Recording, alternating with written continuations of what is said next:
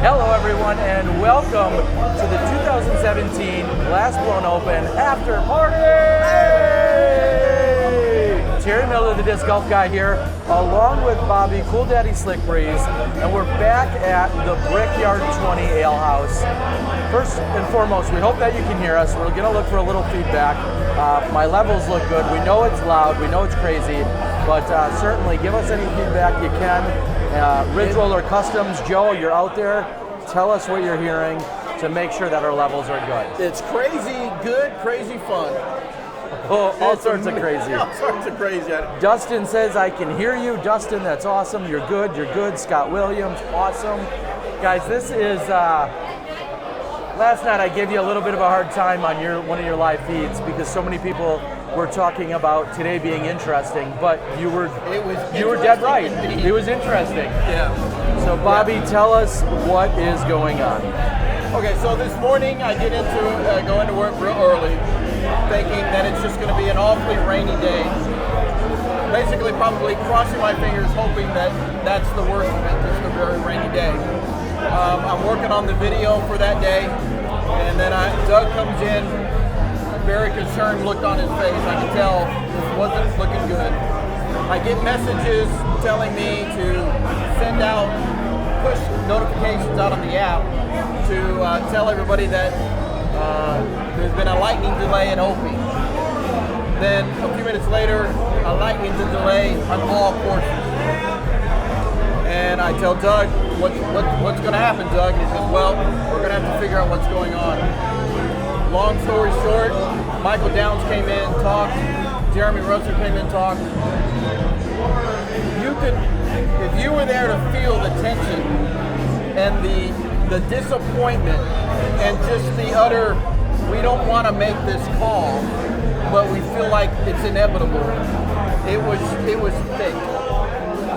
And after trying to figure out different scenarios, we could delay it, we could cut the field, we could do this. It was finally decided that it was paramount the player's safety, and that there was no other way around it but to cancel the final round. And the moment that choice was made, you could just see on Jeremy's face, on Doug's face. I mean, the whole year we planned this.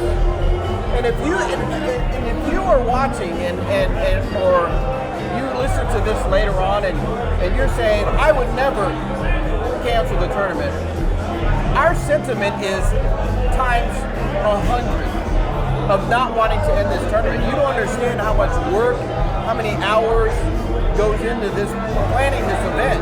We love bringing everybody out here and having a great time, and then to cancel the final round. I mean, that's when that's what everybody's going to watch. You're ready to watch the final round. Who's going to win? What's going to happen? Is someone going to ace? Is someone going to make a huge move? And then the block party, the humongous final stamp on Glass Blown Open, gone. So my question is, did you guys have to rock, paper, scissors as to whose account would have to make the official announcement? Because hate came in from everywhere. Saltiness, hate, bitterness, frustration. And there was some love. Of course, there's some people rightfully giving the love that they that you guys deserve for making a really tough decision. But man, some people just I always say it, but I like to keep it real. I literally had to turn off Facebook for at least a good hour because I started reading. And yes, the people that understood, but then the people that that just, like you said, the salty people. That started coming in, and I finally had to say, unless you walk in our shoes, you don't know. You don't know unless you're here. No. You don't, we called the TDs multiple times. What's going on? What's the sentiment? What's happening on your course? When we start hearing, lightning, people got the light or whatever, their little gadget they use for lightning. Yeah. And they're like, well, maybe we could delay it for 30 minutes. Oh, here's the text. Oh, another lightning just went.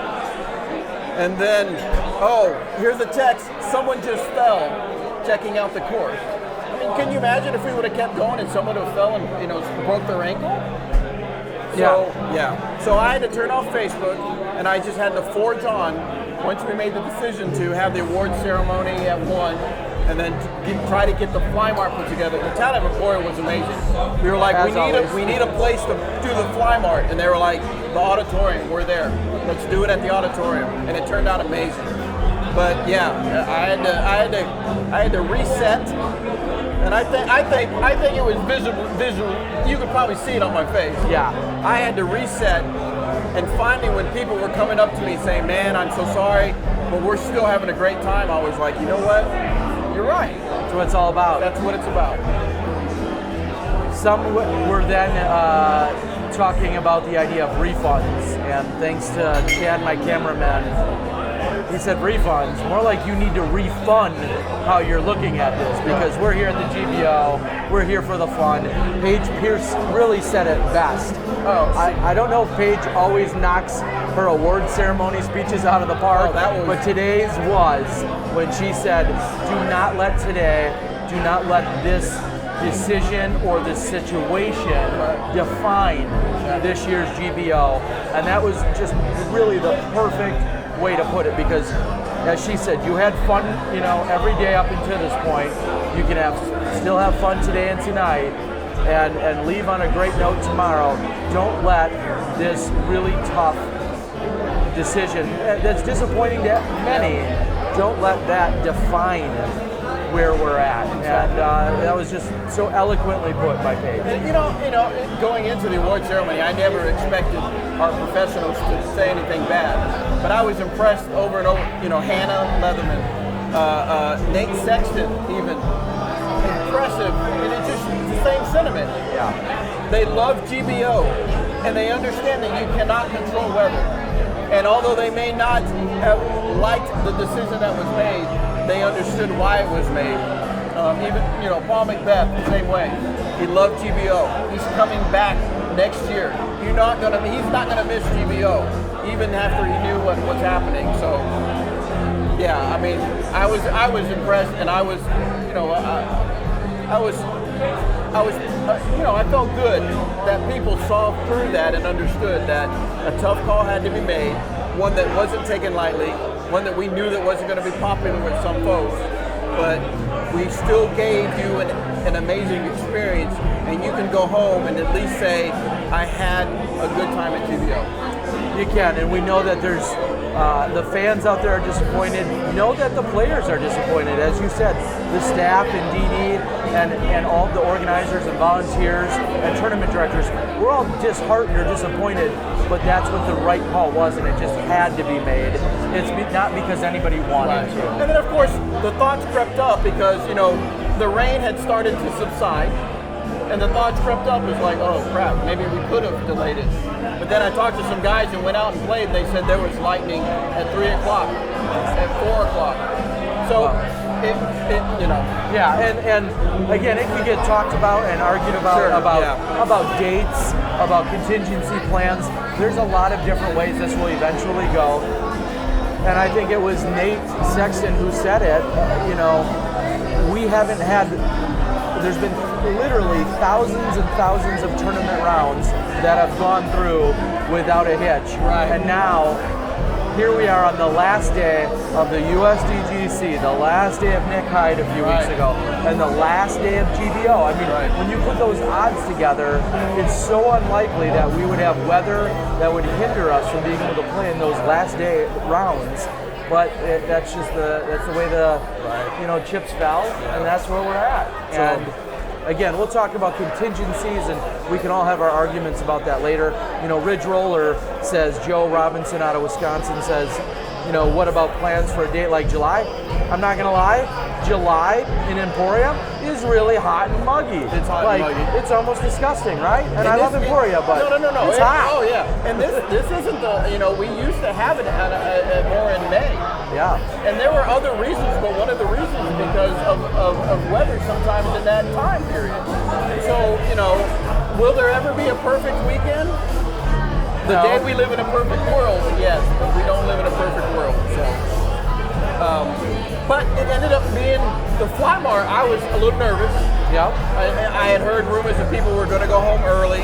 some vendors decided to take off early, but Big mistake. I know. It was crowded. People were having fun. Steve Dodge had his Festival of Flying Discs. People were having fun. Eric, Zach Melton, Page Beers were selling their special discs. Other vendors had their special stuff going on. I know. Who else did I see? I think I saw Germ, Eric and Tina, Big Germ. You saw Jen Allen. Yeah, Macbeth was we had walking Jay and Des Redding were out there. If you missed the Fly Mart, you missed a really good time. Oh yeah, and it was just as big as any other Fly Mart I've been to. Yeah, for sure. So. And what was maybe even more impressive, and I said this at one point, I'm used to going to massive Fly Marts, and it's hot and stinky. Yeah.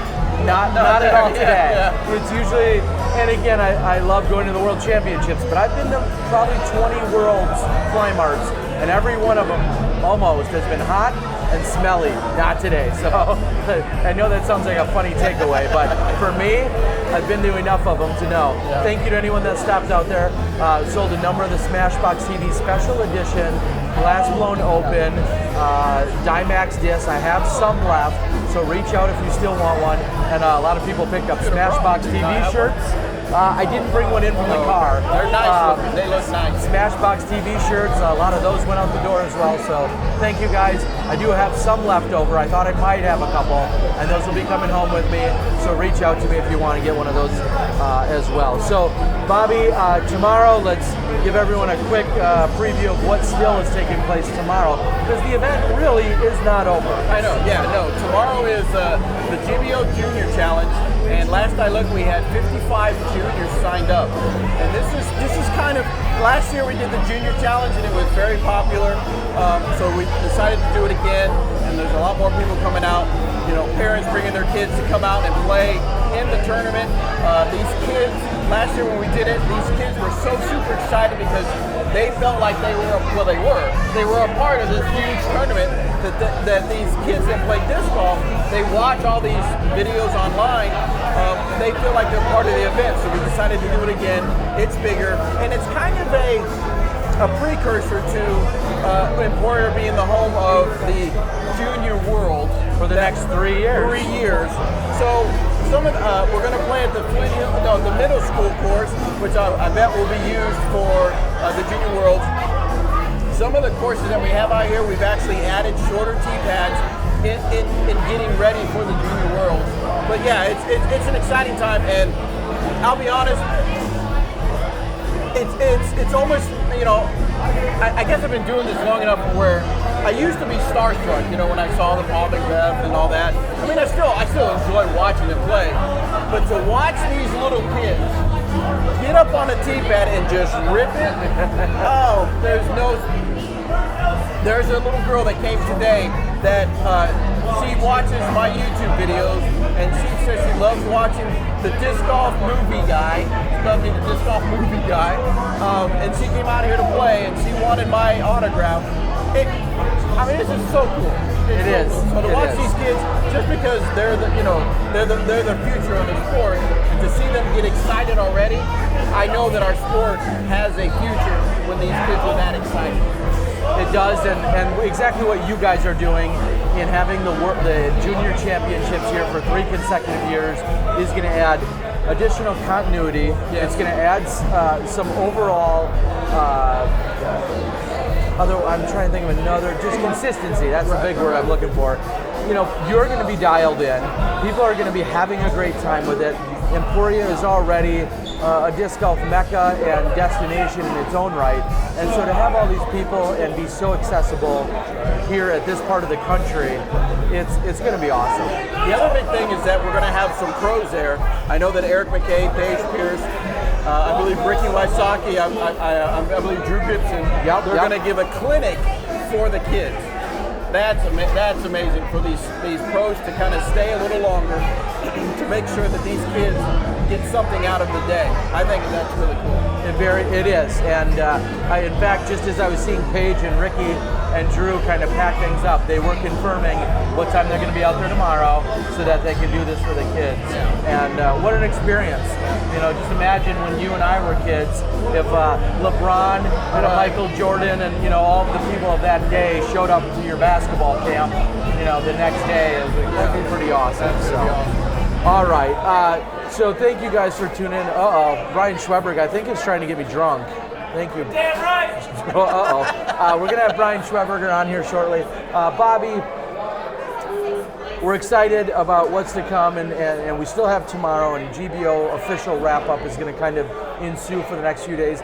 Tuesday night, we're going to have Doug Bjerkes join the show and on our Smashbox podcast, and he's going to announce the top 5 people in the Skip Ace, the GBO Skip Ace, and see who was winners there, and then give away some prizes for DB merch and stuff.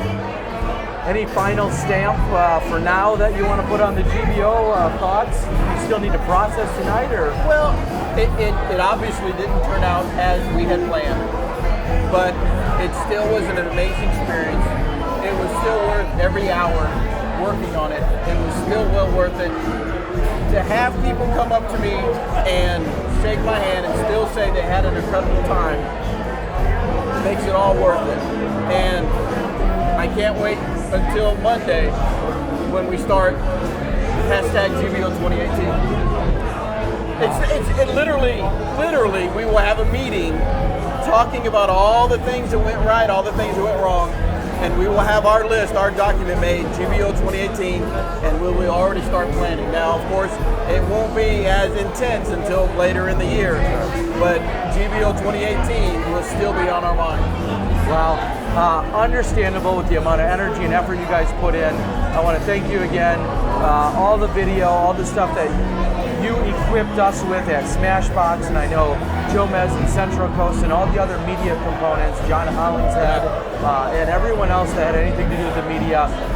You guys have really set a bar a few years ago, and every year we're trying to meet and exceed that bar, and that has a lot to do with you driving that bus, so we appreciate it. Well,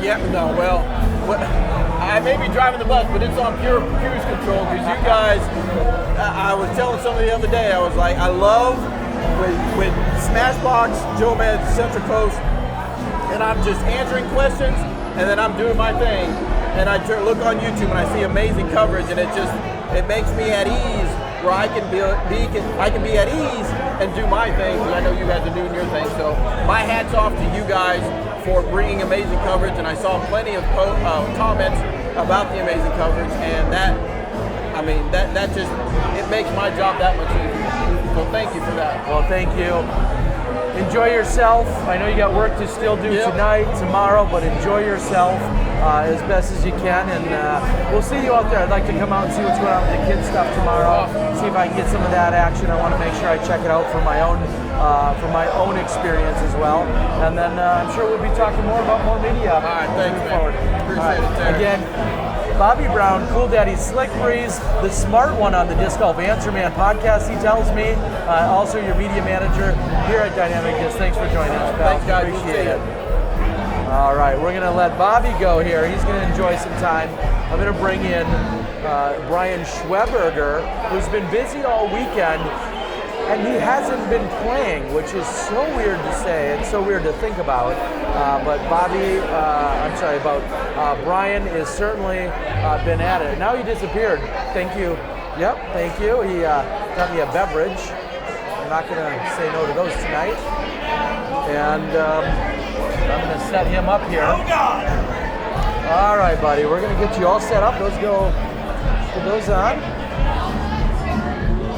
And I'm going to do this for you. And give me a little mic check. Microphone check. I forget how tall you are, so when you motion down a little, there you go. That's good. Is this better? It is. It sounds really good. Can you hear me? I can hear you. You sound like you're in a tunnel. All right. Well, welcome everyone to the show. This is Brian Schweberger, affectionately known as Schwebby. And it felt weird to say it. I was talking about introducing you, and you're not playing. What in the world are you doing here at the Glass Blown Open, but not playing? No, I'm not playing. I'm promoting Alaska Disc Golf. You are, and let me, before you go any further, I had the honor and privilege of being brought to Alaska last year. I got to spend the week around this guy who picked me up from the airport as well, but brought to Alaska to go to Hilltop and saw a majestic course in what I very much consumed as beautiful weather with these unbelievable views with 20 plus hours of daylight. I had a heck of a time, and Schwebe, you keep going back. And this is going to be my 4th year going. Your 4th year. Yep. What keeps you coming back besides this insane payout he keeps offering? I mean, the payout's great, but if anybody that knows me, they know I don't play for the money. The fact that it's one of the most beautiful places that I've ever seen in my life is just amazing. Rick Kramer at Hilltop, he's the TD. He brought me here this week. He flew me in, and he just said, we're going to promote Alaska Disc Golf.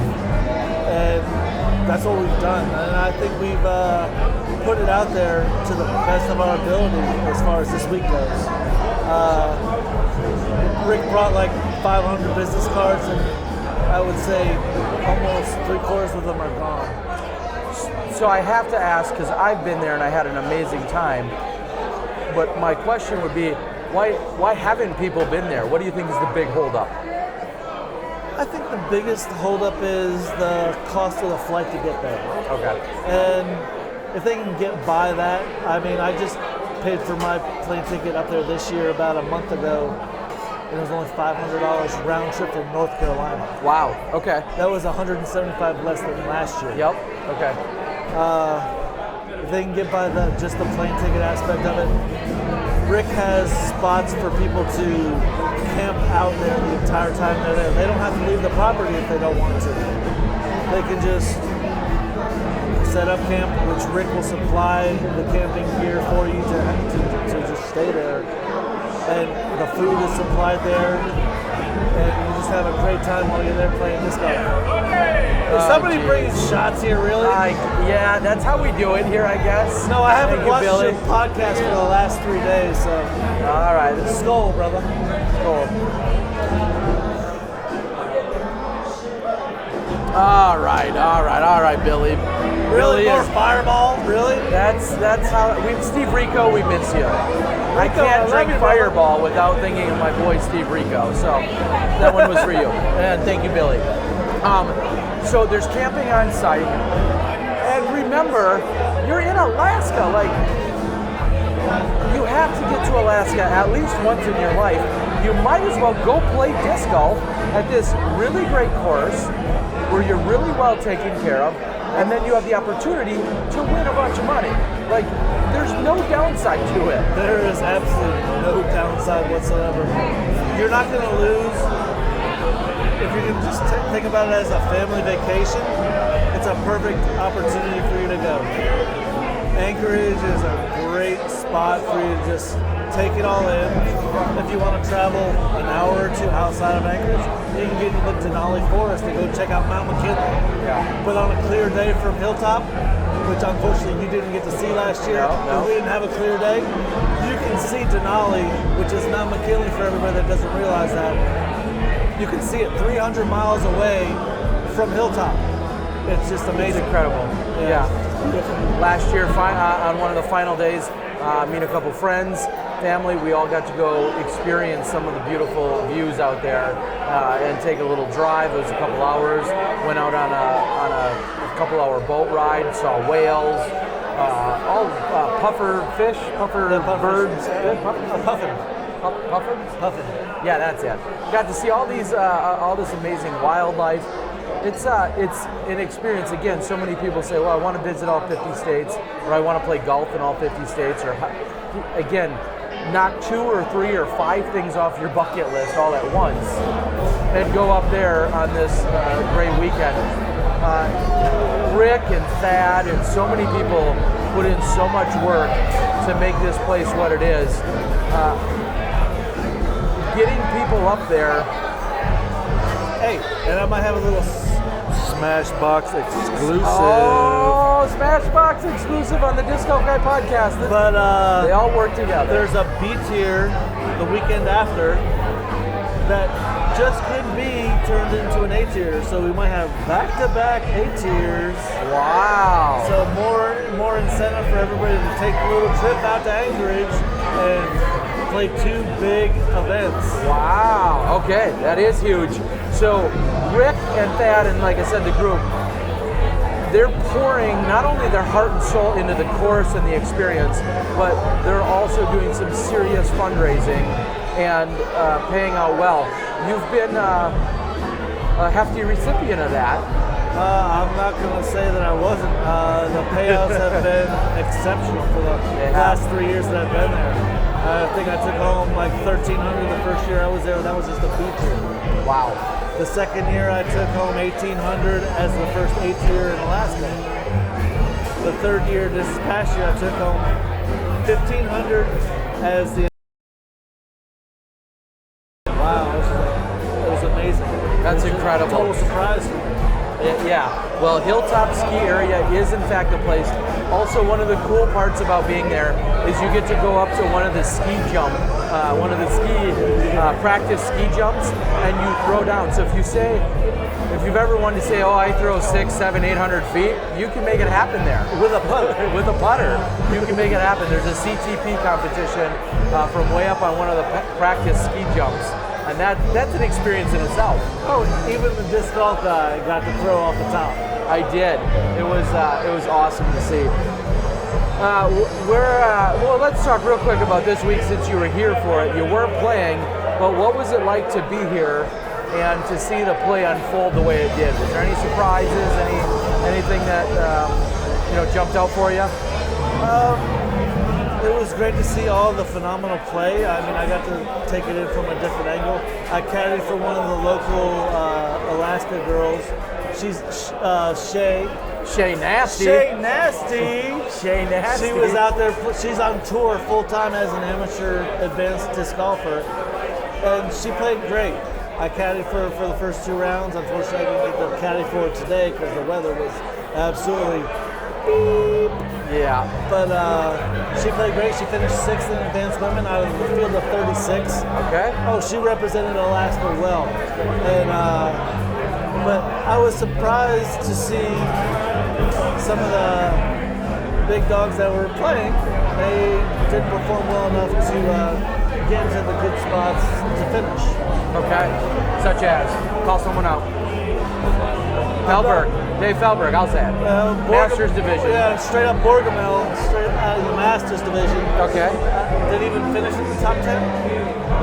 Dave did not? I don't remember if he did in the Masters. Wow, I'm going to have to look that up. Top 10? I know he wasn't in the top 5, and I'm not picking on Dave, of course. But you expect. But I want to pick on Dave. Okay, you can.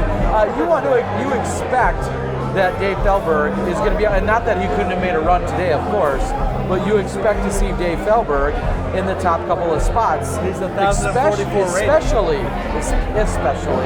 in the Masters division. And we're going to take a quick look at some of the results and information. Except for, there we go. He finished tied for 7. Along with Chris Sprague, Chris Smith, Kevin Babbitt, Robert Ryan, and the giggler Donald Ellsworth. So 1 stroke and he was out of the top 10. Today was his move, though. That's what It was. Supposed to. Larry Gardner, congratulations on the win. Dixon Jowers took 2nd outright. Kevin Eldridge, George Smith, and Patrick Brown all tied for 3rd, each taking home $685 for their efforts. That's a real nice payout. For sure. In Grandmasters, I'll run through these quickly. Eric Rainey is your champion in Grandmasters. Jeff Hungerford, huge smashy, PDGA 688. Is he related to Barry? No, James Schultz out of Michigan. He did, however, beat Tom Jenkins in the 1998 World championships in Appleton, Wisconsin, and Tom Jenkins will never forget it because I won't let him. He's like the big daddy of Big Wisconsin. Daddy Jenkins. Yes. Yes, Jim Schultz taking second place there. And as I scroll up, spoiler alert, Paige Pierce, Hannah Leatherman, your co-champions in the women's division. And as many of you already know, $5K, first place for playing 2 rounds of golf, goes to Paul Macbeth. Nate Sexton in second for $3,000. Ricky Wysocki, Simon Lizotte, Chris Clemens, all tying for third, each netting $1,750. Kale Laviska in sixth for $1,400. That's a nice payout for third place. That's a ridiculous payout. That's really nice. Yes. Back in '98 when we met at AM Worlds Yep. in Appleton, Wisconsin. Yep. Woo, that was a long time ago. It was, buddy. Almost 20 years ago. Well, I'm a 20-year member this year. Legacy, baby. So I got you by a little bit, yeah, because you're, what's your number? 12,989. 12989 10738. Oh, yeah. You got me by at least 2 years. Okay.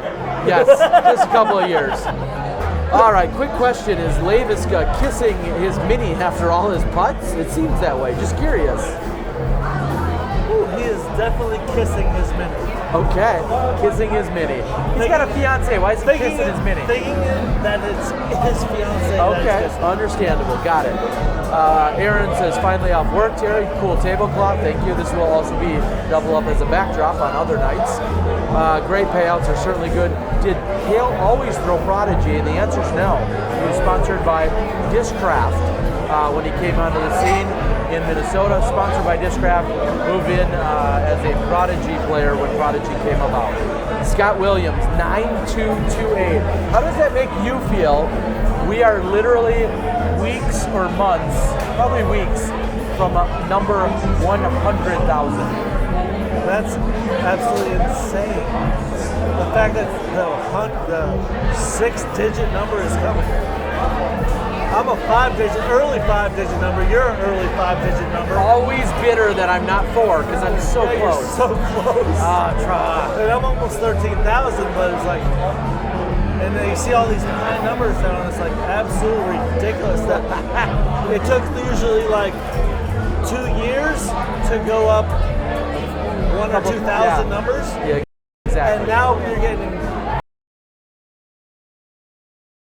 And hats off to the PDGA. I saw Media Marty, Michael Downs running around. They didn't have any easy decisions to make today. They're under scrutiny. People are blasting, whether it's the PDGA or the tournament. There was no easy out today. lightning you cannot Mess with. You can't mess with the You lightning. can't F with. We'll say that. The PDGA has a lightning when it's within a certain spot of the tournament. And if they don't have that, lightning's going to be hitting right on top of people before they have any chance to react to it. So the fact that they have the early notification system, it's already affected him to no end. Well, that's you couldn't have said it better. Lightning's no joke. Hang tight. I think we're working on a slight. And all of a sudden, our internet stream seemed to give us a challenge. All right, I think we're back. I think things are getting better here, Schwebby. Hope everyone's still with us. Coming down. We still got Bobby Brown up in that picture. What's that? There you go. That's not. Should be you and I. All right. I think we're coming back here. Streaming. Here's where we go. All right. Let's see if this stream holds up for us, guys. That everything seems a little bit challenging, but I think we're back and I think we're good. All of a sudden, our stream decided to not play nice with us here locally. Maybe there's just hundreds of people watching here in the bar. It might be a big Thousands. What they should be doing is having us up on the screen. So, Schwebby's chair is on the court. I think we're good. We're back. Thank you. Let's hope everything stays good. The stream health stays good. So as you were saying, lightning is nothing to mess with. Today was no easy decision. You're a well-experienced, successful professional player. Is there a perfect solution for these weather challenges we've had now? 3 major ones in the last 6 months.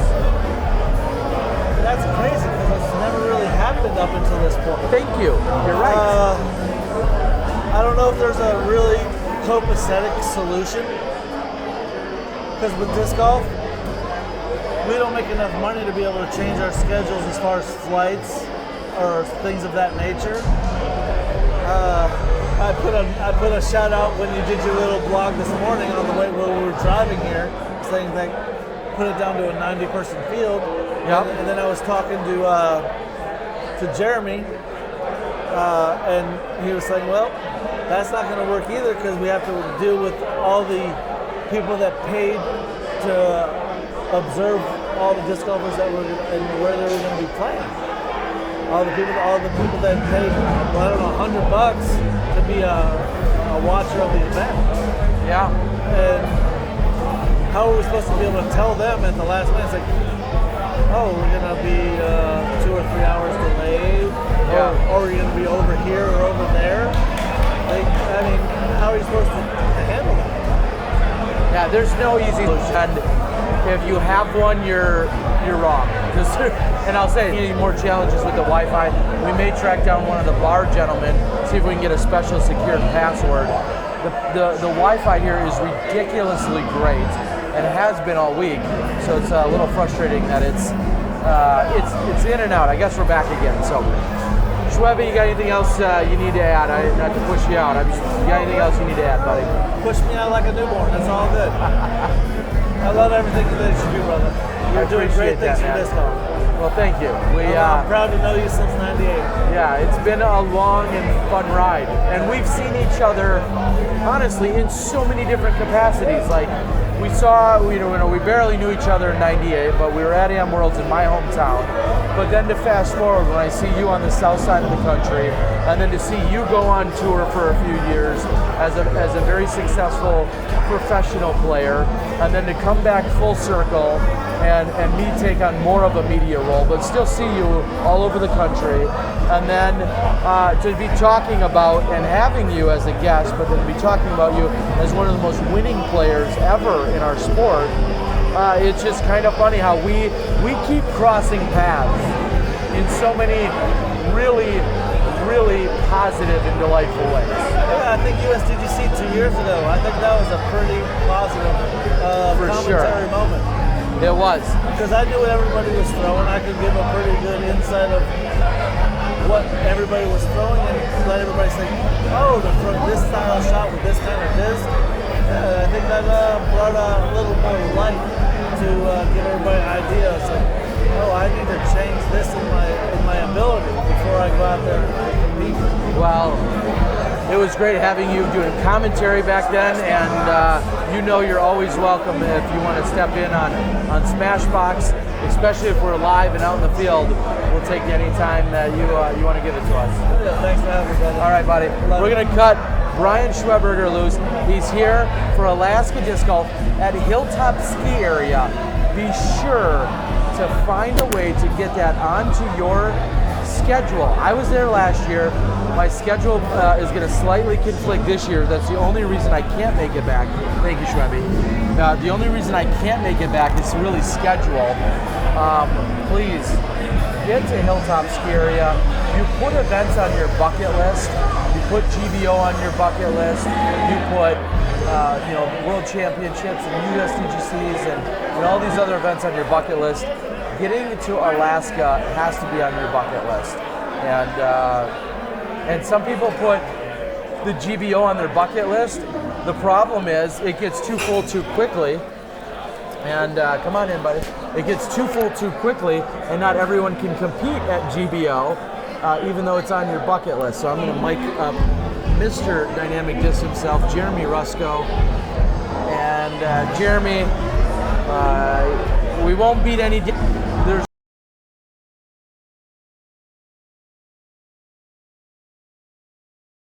and your tournament directors, you have nothing to gain by this today. Yeah, Okay, good. All right, so we're here. We had a very, Bobby talked about it, we had a very successful Fly Mart still, with hundreds of people buying thousands of dollars worth of products. Holy smokes. It was awesome. It was awesome. And I was blown away. It was. And then we're still coming here. The block party, not necessarily outside, but here we are at the Brickyard 20 Ale House, a huge supporter of the event and providing the rides all week and working with the disc. Last night, $1,000 was given away because of people that bought Brickyard 20 discs, and then 2 people threw in for an ace. Awesome. We talked about that. This thing's almost wrapped up. Tomorrow we have the juniors who will be out here, and we're kind of prepping already for the 2018 Junior Worlds, 18, 19, and 20 Junior Worlds. You almost can sleep easy at night? Oh, I wish. No, I mean, this is a long week for sure. Our staff just bust their butt to make this thing happen, and it's what happened today is unfortunate. We put a lot of time, effort, energy into making sure that everything goes right, but Mother Nature doesn't allow that sometimes. And there's going to be another glass one open. We're going to have better weather, and tomorrow the juniors event is going to be spectacular for the juniors to come out. Man. What's the weather forecast for tomorrow for the junior event? A lot of people have been wondering just that. I quit looking. I'm not even joking. Okay, fair enough. Either way, we're going to be out there. I know Bobby's going to be out there. And Bobby talked about it earlier. You have some of the sport's most elite players of all time, Ricky and Paige and Emac, Drew Gibson. All of those guys are going to be out there tomorrow giving a demonstration for the junior kids. Over 50 people signed up. That's a pretty awesome experience. Yeah, I mean, it's something that you just can't get anywhere and everywhere. And the players that come out to the event that have signed up to be a part of the Juniors Challenge are going to experience something very special. And even if it's raining, they're going to have an amazing time, one-on-one time with those world champion, world-class, best of the world players. So it's we'll see what tomorrow brings with the weather and the event, but I am 100% certain that whatever happens, the players that are invested and in the event are going to have the best time of their life up to this point for a disc golf event, and interacting with the world's best players. So it's going to be a fun day. Well, we made the best of what we could today. I think all of us did. We went down to the Granada. We had the award ceremony. It was great to see all the people that were in the lead or the people that were in the positions they were, got the props that they deserved for fighting hard after 2 rounds to be where they are. And then we had a pretty exciting putting finals. Yeah, absolutely. And spoiler alert, even though Smashbox gave it all to you live, boom, rain.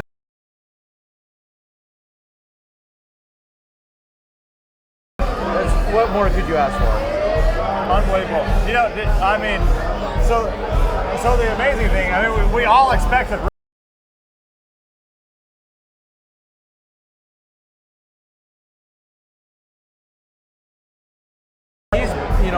Latitude 64 evolving into the overmold technology, which is the 2-part technology where it's not just your normal golf disc. So there's a lot of stuff to come on the horizon, and we're never going to stop developing. We're never going to stop trying. And disc golf the future is bright for disc golf, and the manufacturers are going to try to continue to push the technology with the discs in every way that we can, and you're going to continue to see new stuff on a regular basis from us. Well, it's an exciting place to be. Yeah. I know even before you had joined into selling this yourself many years ago, used to be 2 manufacturers, you know, and where we've grown, where we've expanded to with dozens of manufacturers, and then the relationships we've seen you guys foster, of course, Dynamic Disc, along with Latitude, along with Westside, and that's just the tip of the iceberg. There's just so many people doing great things out there, and we know that. Of course, you want to build your brand and your image, but what I love so much about the Dynamic Disc culture is that you guys are truly growing this sport, and that's done in a multitude of ways, and that is really exciting, and very much so. You guys have been supportive of the Disc Golf Guy, of Smashbox, of live coverage, and of all coverage that's come about. And you know, I think you and I had a talk after Worlds last year. You were very complimentary of where we were at in terms of live disc golf, and we appreciate you supporting us because, you know, a high tide raises all ships. I think there's a saying in there somewhere. I don't have my Rictionary ready, which is a new thing, but we all grow, we all expand, we all get better, and we love it. Is managing family life and being so active in disc golf hard for you? Oh, Did I see your wife for the first time this week running around? Yes. My wife was actually working. She's a nuclear chemist. She's the one that brings in the paychecks. Believe it or not, I am. And has the brains? Oh my God! So she does. She's actually. She must. She is valedictorian of her class, and she's very, very smart. And dang, is she good looking? I wish she was here. We could you got to show her off. She's here, but she's hanging out having a good time. But yeah, I mean, it's it's a tough balance for sure, and therefore a long time growing Dynamic Discs was definitely not easy, and it wasn't something that came with working an 8 to 5 type of job or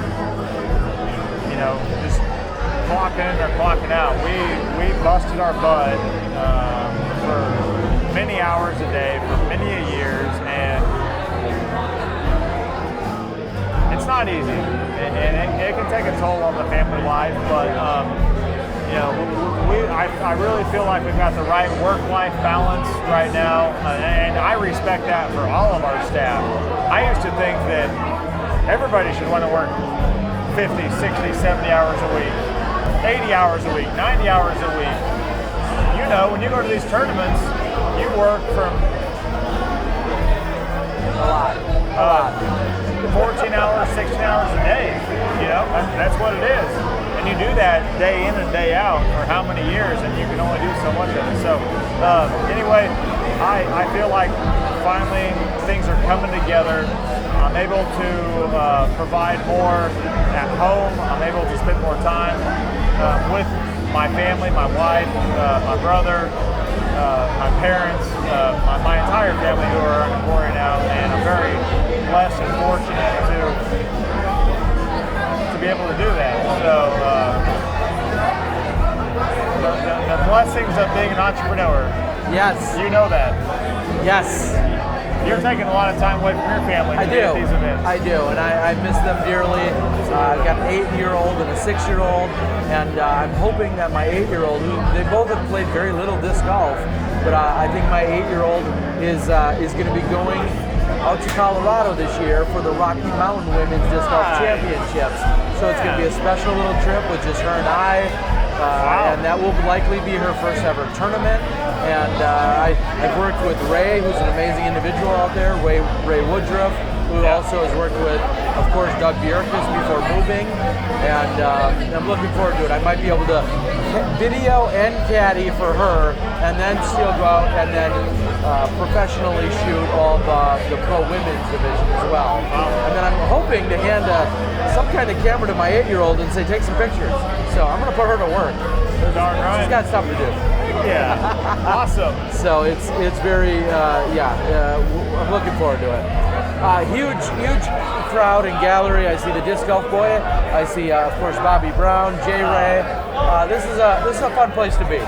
Yeah, I mean, the downtown block party would have been something special. All the players look forward to that, but we are inside, out of the rain, I don't know if it's raining or not for sure right now. I'm going to assume it is. It probably is. and this is just a great environment. The Brickyard is a fun place to be, and there are some of the great thing about the Glass Bowl Open is that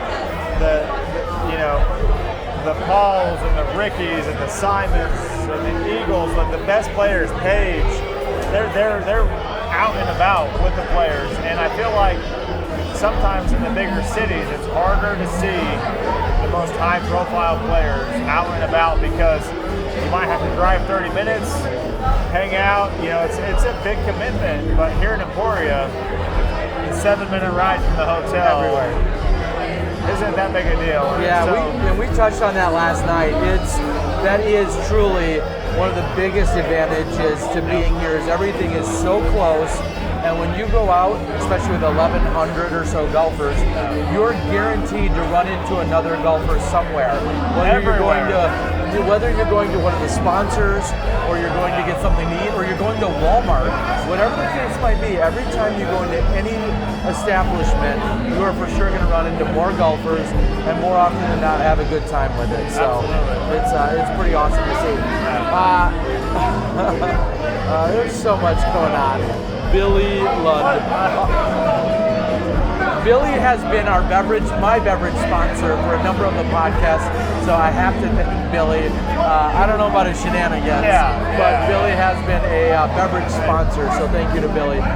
Anything you want to share before I let you go? And the great thing about the event is that we had two days of great weather, above average weather. Yeah, great golf. People saw Opie Lake for the first time. Yeah. Live and in post-production. They got to see the course. Yeah. And wow.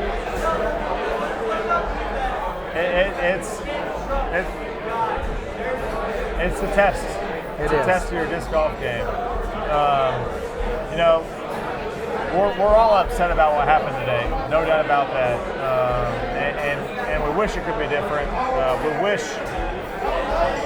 that we could have played the last round today, but a majority of the players understand that safety is first and foremost, and we're still having a good time here. I am. We're all out and about, and everybody's mingling, having a good time, and the Glass Bowl Open is just really a special event where the world's best professional players get to be with all of the amateur, up-and-coming players that love the sport and are so passionate about where they're going to become in the game. And, I encourage everybody to mark it on your calendar for the next year. I sure as heck can't guarantee it's going to be the same date. We used to have to be in April because of the golf courses and their aeration. But because of the magnitude of the event, it's something that I know that we can discuss with the community, with the golf courses, and maybe we will find it possible to move the event to later in May. I don't even want to think about going back in June or July. Maybe that's what is best. We meet on Tuesday. We're going to meet at 8 o'clock in the morning. I know we're going to bring pizza in. We're not going to be taking a lunch break, and we're probably going to meet until late in the afternoon to discuss all the great things that happened and all the things that we think we can improve on to make this event that much better for 2018. So appreciate you guys being here. I wish we would have had live coverage. A dynamic card for sure today. As that leader card was there. Do you want me to stay till Tuesday to live broadcast that meeting, maybe? Actually, yeah, we'd love to have you. Yeah, I would love to hear as that meeting's taking place and so many valid, points and counterpoints, all probably coming in from all the right people. Yep. But then the online chatter of all the, yeah, exactly. So, hand in head is probably the right response there, because there's no perfect solutions, there's no easy solutions, but we know that you guys are going to attack it with an open mind. with the best possible solutions that are practical. So. Yeah, no doubt about it. You know, did Bobby talk about capturing the whole process of us making decisions today? He did. He said he talked about the tension. And I said, did you guys have to rock, paper, scissors for whose account would ultimately have to post that it's canceled? Because fair or not, everyone like hates that person. Yeah. Like, oh, Bobby made the post. Yeah. I now hate Bobby, and I'm gonna attack Bobby. And it's just, if that's not fair. It was clearly a massive group effort of a bunch of really smart individuals that had to make the best possible decision that impacted over 1,000 people. Yeah, I think that once Bobby is able to put the video out about the decision-making process, the disc golf community will really understand a little bit more about the behind-the-scenes work, and then it is so. It hurt. I mean, it's the worst decision ever to have to do this, and I mean we work so hard to try to provide the best experience possible for the players, and you're going to get a little behind the scenes look at those tough decisions and know that it is not just like a hey, we're done for the day, yay, we don't have to work. Because it only created more chaos and more work ultimately. Yeah. Because you guys, and maybe that's another great way to look at it, you guys have this game plan set for literally for months. Everything's being executed, everything's moving along smoothly. So by canceling the round, it actually took your game plan and just way off tangent, you know, like you took a hard right turn. And that, again, was tough for everybody. We all know Anheuser's are the toughest to throw. Like, it was a sharp, hard Anheuser, and you guys are all like, well, now what? And you recovered, and you did everything you could possibly do, and kudos to you guys. Nobody envies, you know. I think of a Matt Seary, and I think of the USDGC, two other large-scale events in the last few months that echoed into the exact same thing. Like, it's a tough decision. Player safety is paramount. Let's worry about that first, and then let's see how we can adjust from there. So, all right, end us on a positive note. Send us out. Appreciate what you guys do. I wanted to see the last round. All the viewers wanted to see the last round. It's been one heck of a week. Been a lot of great disc golf memories. The players have had an amazing time, and you know, the great thing is that there will be more disc golf. There will be. There will be more players coming back to Emporia for more disc golf events, and they're probably going to be a big deal. And we're going to have you guys back, and hopefully the players will choose to come back as well, and I think that they will. So thank you guys for tuning in. We'll bring up the next guest. All right. And you going to go track someone down for me? Yeah, I got you. I got you. All right. So Jeremy Rusko, ladies and gentlemen, owner at Dynamic Disc. Thank you very much, buddy. All right, there you go. Thank you.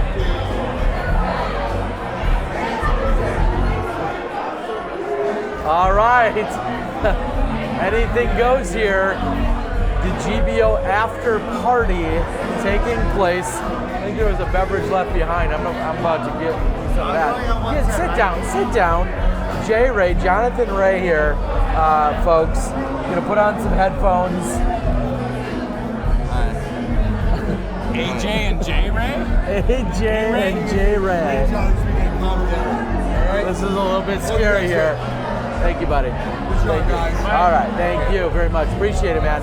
Johnny, am I in the picture? All right. No, Johnny B's not running this. T-Dog's running this. T-Dog runs his house. It's not awkward. Get in there, you little. Oh, don't break the sign. Oh, hold on. Jeez, look at these guys. Thanks again, Brickyard 20 for whatever. All right, ladies and gentlemen, we've got Jonathan Ray. We've also got AJ Risley, the disc golf boy. And wow, boys, guys. Talking to my chest. Yeah. There How's you go. it going, everybody? All right, J Ray. Also a beverage sponsor from a previous few nights. I appreciate the support. Oh, that's I bought ours. this one too. Oh, okay. Well, that'll be all of ours. We got more coming, maybe? Yeah. Okay, so here we are. Where do we start? What do you said you had something to say? Yeah, can I start? Happy birthday to my sister, Katie. Love you. Happy birthday. Yes, happy birthday. Happy birthday to Steve Dodge. going with that. Okay. Oh, Steve Dodge too, yeah. Steve Dodge, happy birthday. Dad, if you're watching, tell Katie happy birthday. 3 guys, 1 frame. Awesome. And no cups. Hey-o. All right, so J. Ray, you had something to say. Let's hear it. For me, I am at the top of the list of people that were disappointed we didn't play today. Yeah, you were. Talk that way a little bit more. Sorry. No, you're good. Sorry, 1 stroke out. Of Cash. cash. After a super solid round yesterday. Well, it was a super solid fun night. Okay. And I've dealt with a lot of people today on social media in the most kind way I could. Okay. That were very borderline belligerent. Yeah. Well, flat out disrespectful, we'll say. Absolutely, yeah. Disrespectful and maybe I think a great word to use is ignorant. Ignorant. Okay. For me, And the not bottom line is, understanding. there were a lot of things that were said about dynamic death. There were a lot of things said about the PDGA that I feel were very unfair. And I would like to defend, as somebody that was obviously progressing throughout the week, moving up 1 spot out of cash, I wanted to play more than anyone. Because it was an opportunity for me as a marginal pro. I'm 100% a marginal pro. I'm a 960 rated disc golfer. On a good day. But I shot 950 and 1020 this week. Yeah. And so moving into the last round, I'm going, I got a chance to play safe and move up a lot of spots. But I have an issue with the fact that people who are in my similar position are wanting to degrade our governing body and a company that has literally gone above and beyond to make an incredible tournament happen year after year after year and make it about them. I wanted to play. They made the best decision possible for the sake of everyone involved. For everyone's sake. And it's about the mass and not the few in this situation. And unfortunately, we're still in that place where we don't have the opportunity to go, hey, we're going to play Sunday. There are 100 players here out of the 1,100 that do this for a living or try to make a living out of it. You're taking away from everyone else that would have to take off work Monday. They're losing another day of cost by staying here. It's a whole other ballgame. And I appreciate what we did. It's happened a couple of times this year already. And for me, I think it's really awkward that AJ is trying to listen to my headphones. I can't hear what you're saying. Yes. He's saying everything was a great decision, It was a good decision. Yeah, I mean, even though it directly impacted him. And the fact No, you told me that you were 1 stroke out of the cash, and I know, it's brutal. How many strokes out of the cash were you? I was in the cash. like -10. Okay. you played good. Of course you did. I was just kidding. But no. No, it's- yeah, like, I mean, we can say it at the same time. It's like, it's like, unless you're Matt Seary or some other major tournament director, constructive criticism only, please. Let's be Yes. real. Like, stop the complaining and the hypotheticals. This is a tough decision to make, and if you haven't made it before, if you haven't run a big tournament with hundreds, not if thousands of people, you don't know what this feels like. And it's obviously not an easy decision to make, and it's not one that anybody wants to make. I just heard Bobby Brown saying that in a meeting, no one wanted to come forward and say, we need to cancel. It's like, no one wanted to say it. That was the last resort. So it's hypotheticals here and there. Yeah, there's things we can do going forward, but instead of just complaining and putting people on blast, we need to come up with solutions. And they're still not going to be perfect or easy, and I kind of harped on that earlier. I mean, there's solutions out there, but there's no perfect solution. Right. I feel like it was more possible today than a few weeks ago in Dallas at the Nick Hyde, where today we could have done the cut the field to half. In the That's MPO one idea. division, I and felt like at the everybody- very least, and I've expressed this to Roscoe and everyone else involved. You could have, for me, we've made MPO the priority, and it couldn't be. FPO could have finished. The women's trophy field could have finished, but given the circumstances of what we're doing, what does that make the awards, the fly mart, the block party, all of that look like in retrospect if you're staggering out two other fields to finish and they finish at 7:30 at night? Correct. And I honestly, Johnny B had mentioned something about a Paul Ulibarri post that I think got a little. And Paul was right. I mean, Paul had a legitimate. And summarize the gist of that post, because I didn't read it. Johnny B briefly referenced it. He basically Paul said basically said that we need to stop focusing on the fact that MPO is the biggest priority. The FPO could have finished. Okay. Or advanced masters or whatever fields we're teeing off the earliest today. Okay. We didn't necessarily have to cut those fields short. They could have finished their round. Sure. MPO was done at 9 o'clock this morning. There was no way at 9 a.m. that we were going to get MPO done because there was already over an hour delay. So there was no way for them to finish. But you could have theoretically and more than likely finished FPO. Could have. And they took I think my understanding is that they took a straw poll with the FPO cards this morning, and it was far outweighed to not play as opposed to play.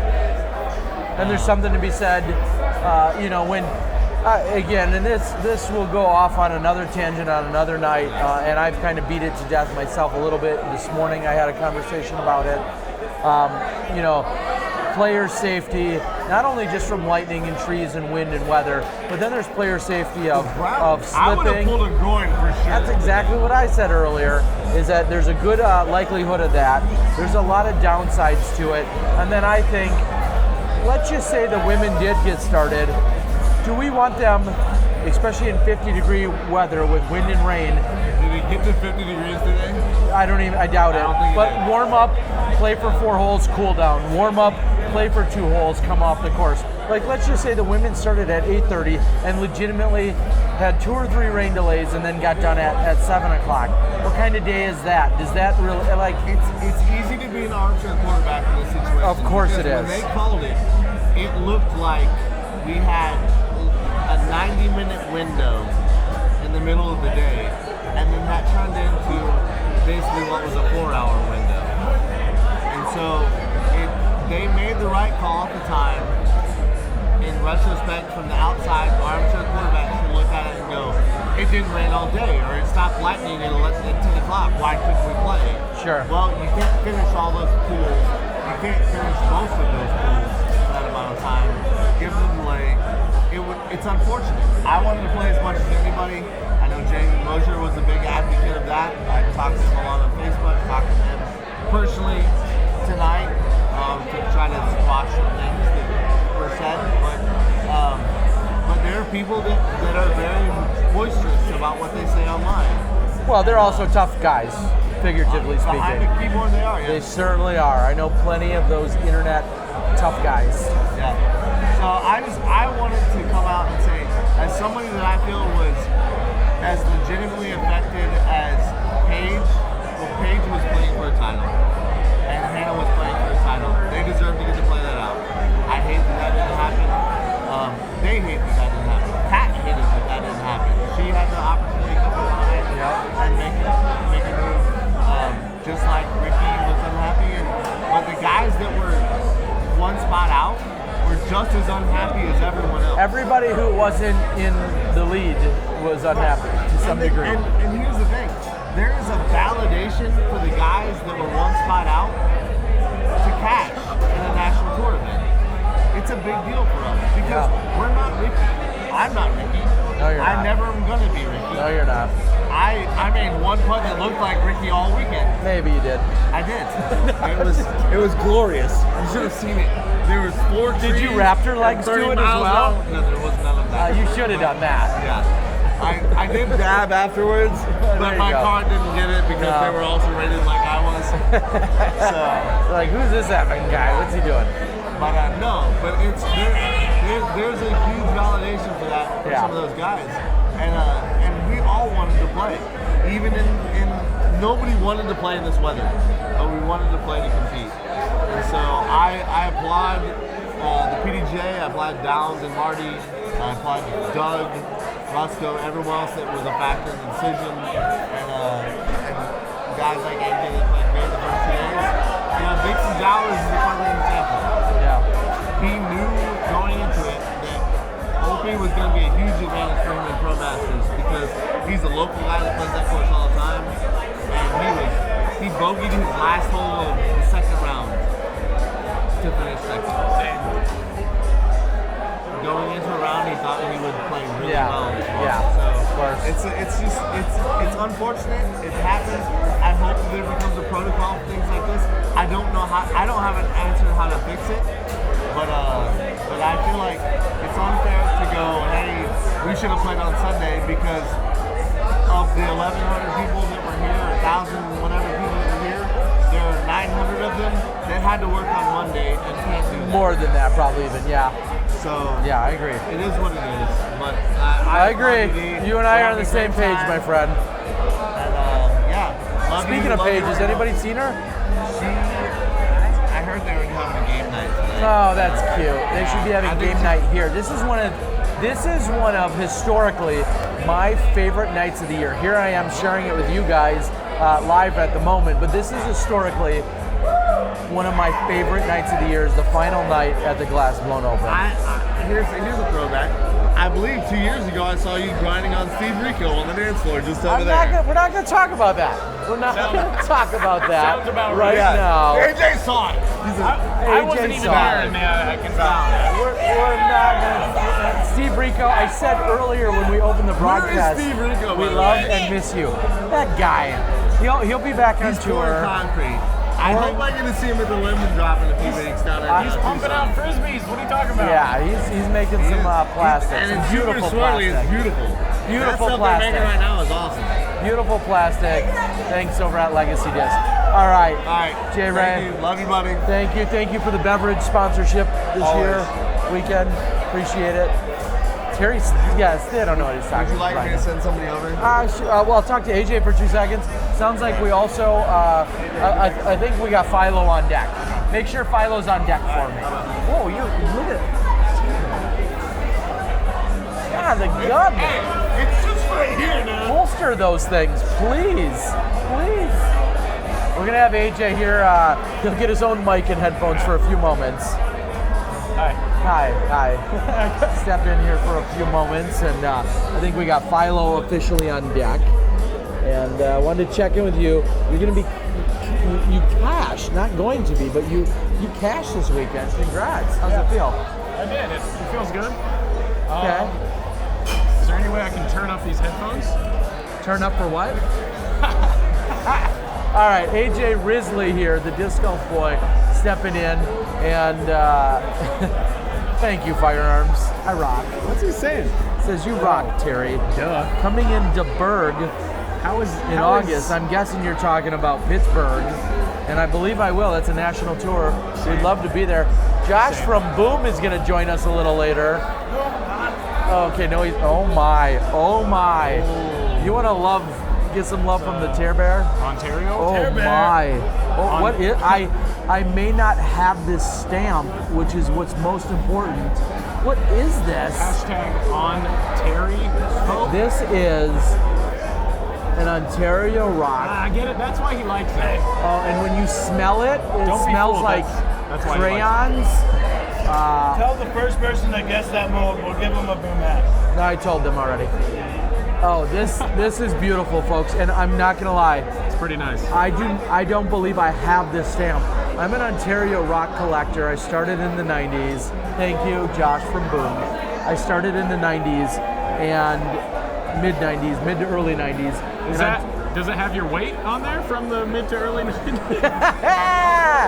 Damn, that was good. Sorry. No, not 140. Hey-o. It's a 180. I wish it was my weight today. This is a 180 max weight Ontario rock, but again, most importantly, a stamp that I've never seen. Yeah, that's pretty cool. Wow. Yeah. Wow. Josh Barnhill from Boom. That's with 3 O's, folks. Has hooked it up. Beautiful. All right, so An extra O for the people. wow, that is gorgeous. So thank you to Josh. I do love it. So AJ, Can we just clarify that your obsession with the Ontario rocks is because it has your name in there? yes, Ontario. Okay. Can I get a hey-o? Can I get a heyo? So yeah, I mean, what were you gonna say? I cashed. We're gonna have Dave Feldberg Feldberg? at some point too. Admission price is just a beer for me, and then you get on the show. You had to think about that. All right, we're gonna give Dave Feldberg, our 2008 world champ. He'll be here joining us in a little while. What's that? 2008 Japan Open champ or 2010 Japan Open. 2006. When did he win the Japan Open? Anyways, Is that never? Just kidding. 2008, nice. He's good. 2006. One of those. All right. So AJ Risley, you're out on tour, full time. Full time, yeah. Full time tour. The full-time tour. February through November. Wow. How's that feel? It feels good. I mean, this is the meat of the season. This is the heart of it. I had this two month stretch, and then I'm going back home tomorrow. Gonna make the drive back home. I'll be there for a couple weeks, and then going back out from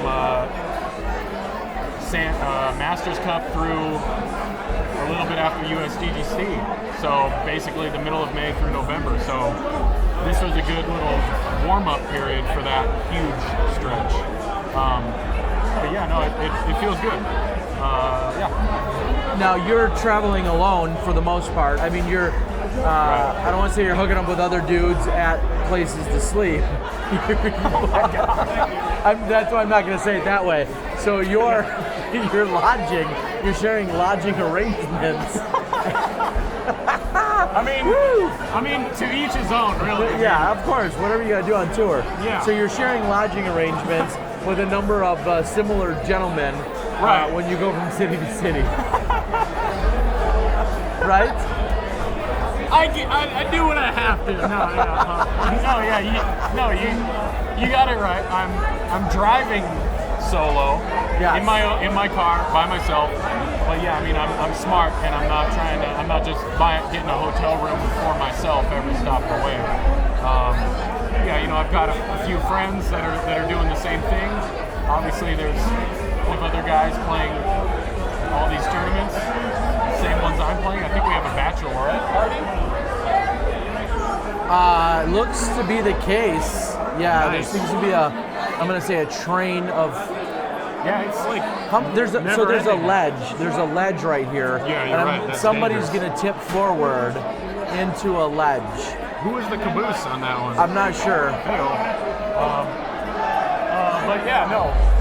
Driving by myself, staying with other disc golfers. Call. Yeah, That's the way to do it. Yeah, it's working out pretty well. Any takeaway From this weekend, I mean, I don't know. Three courses to practice. It's kind of tough, but at some point this whole starting on Thursday thing. So we have a limited amount of practice time during the week. So you got to make those practice rounds count, especially when there's multiple courses that you have to play and you have to practice.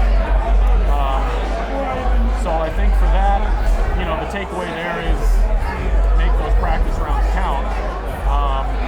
And then for me personally, I think the biggest difference between this weekend and the past couple weekends where I haven't played as well is the expectations that I'm setting for myself.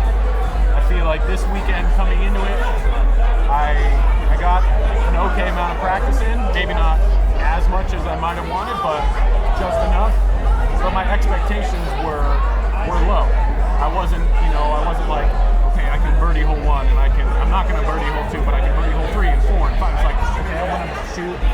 I didn't have any pictures of what a good round would be in my head going in. And maybe that's a positive thing. Yeah, no, I feel like it is.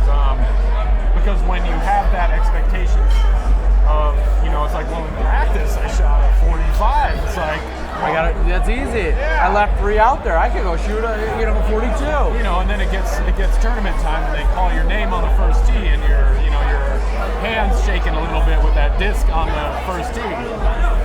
And then you miss hole 1, you bogey hole 2. All of a sudden, that 42 is looking like a 48 if you play well. Yeah, or a 40-15. So, I kind of did the opposite of that this week. I took it easy for the practice round and kept the expectations low and just had fun both rounds. That put you in the cash. Yeah, it did. And called things, and here's where we're at. Yeah, here we are. Started from the bottom, now we're here. Yeah, a little relieved to the nastiness. I wasn't like itching to play. I'll be honest, my rain game isn't like. You're from San Diego. You don't have a rain game. Yeah, no. It only rains maybe when you go to double D's. It does not rain that much. This winter we had more rain than 10 years, maybe combined. I don't know. It was different, crazy, but still not used to it. So. No, I'm not. It's going to be a while before I'm looking forward to playing in the rain. Okay. All right, AJ. We've got Simon Lizotte, who's going to be coming up next. Right. More. I got to ask. So, someone asked if you were sponsored. Going crazy for Simon. They're Look all at that. over Simon. Simon. Is, oh my gosh. Is he sponsored? Legacy Disc. Give your shout out. I am. Yeah. Legacy Disc. Play with confidence. Play with confidence. Do you have a disc golf girlfriend? This is my 5th year with Legacy, by the way. Disc golf girlfriend, and more important, well, go ahead and answer that. Do you have a disc golf girlfriend? I have 2 actually. I've got the outlaw and the enemy. And next question is, who is your disc golf crush? He's not a player. He doesn't just crush it. Okay, I'm gonna fix the sign. And ladies and gentlemen, yes, I know you want Philo. We're going to work on getting Philo here in the action. What's that? Thank you. I owe you. Josh. What's that? Okay. Look at this guy, like a pro. Don't be afraid to speak nice and loudly. If you tilt your head down, we can hear you even better. But all right, there you go. Simon Lizotte joining the show. Can you hear me all right? I can. Got beverages. Here we are. What? The rain. Oh, I'm all good with the rain. You're good with it. Yeah. Is it fair to say you had no interest in being out there today? No. I mean, nobody wakes up and is like, heck yeah, it's raining, time to play some golf. I was ready for golf. Okay. But I didn't feel like it was going to be a lot of fun. I still play. This is a podcast. We're live. No, we're good. This is a live podcast, and you can see it on the internet. Go to YouTube, The Disc Golf Guy. Liz says hi. There's your shout out, Liz. Yeah, this is how we roll. I was saying, I still play this game for fun. I know it's my job, but all in all, I play this game for fun. And in windy, cold, and rainy conditions, it takes most of the fun away. It does. So, and injury. I think everyone keeps forgetting you could legitimately hurt yourself out there today. Yeah, you could. Like whether you're warmed up and then cooled down, or you slip and pull something. That's not fun. That's always. Rain of course adds risk, but you can always injure yourself. So of course, I think the main concerns are just player safety for lightning. and we were playing on a golf course, and 1,000 people walking and teeing off on these fairways is just, it's going to ruin that course. And that has to be considered. And again, everybody at home has better ideas, they think, but those things have to be considered. No, I've heard a lot of discussions about these calls being the wrong calls. I mean, did you read Yuli's post? I did not. We talked about it. I didn't read it all, and I don't want to say I'm going to bust out Yuli. No, totally not. But I'll say this. From what I gathered from the post, he said that the FPO could have played, and I think there's pros and cons to that. Would he have made that exact same post if his wife, Katrina, if his wife, Katrina, was leading? Would he have gotten online this morning, and Paul's a huge contributor to Smashbox, and I love him dearly, but my question is it fair to ask, would he have said this morning, if his wife was leading by 5, would he have gotten online and said, the women should be out there playing today? Would he have said that? What do you think?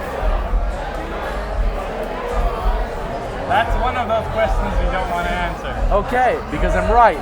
So my point is, no, I'm just saying, and again, I'm not picking on you, but Paul, but those things get factored in, and I just don't think he would have been such an advocate, from what I heard about playing, had she been in the lead by 5 strokes. Right. That's all. That is true. And maybe I'm wrong. No, you're not wrong. Okay. Anyway, so you read some of the posts. Was there a single thought or post that frustrated you, or no, that's just wrong? No, every day.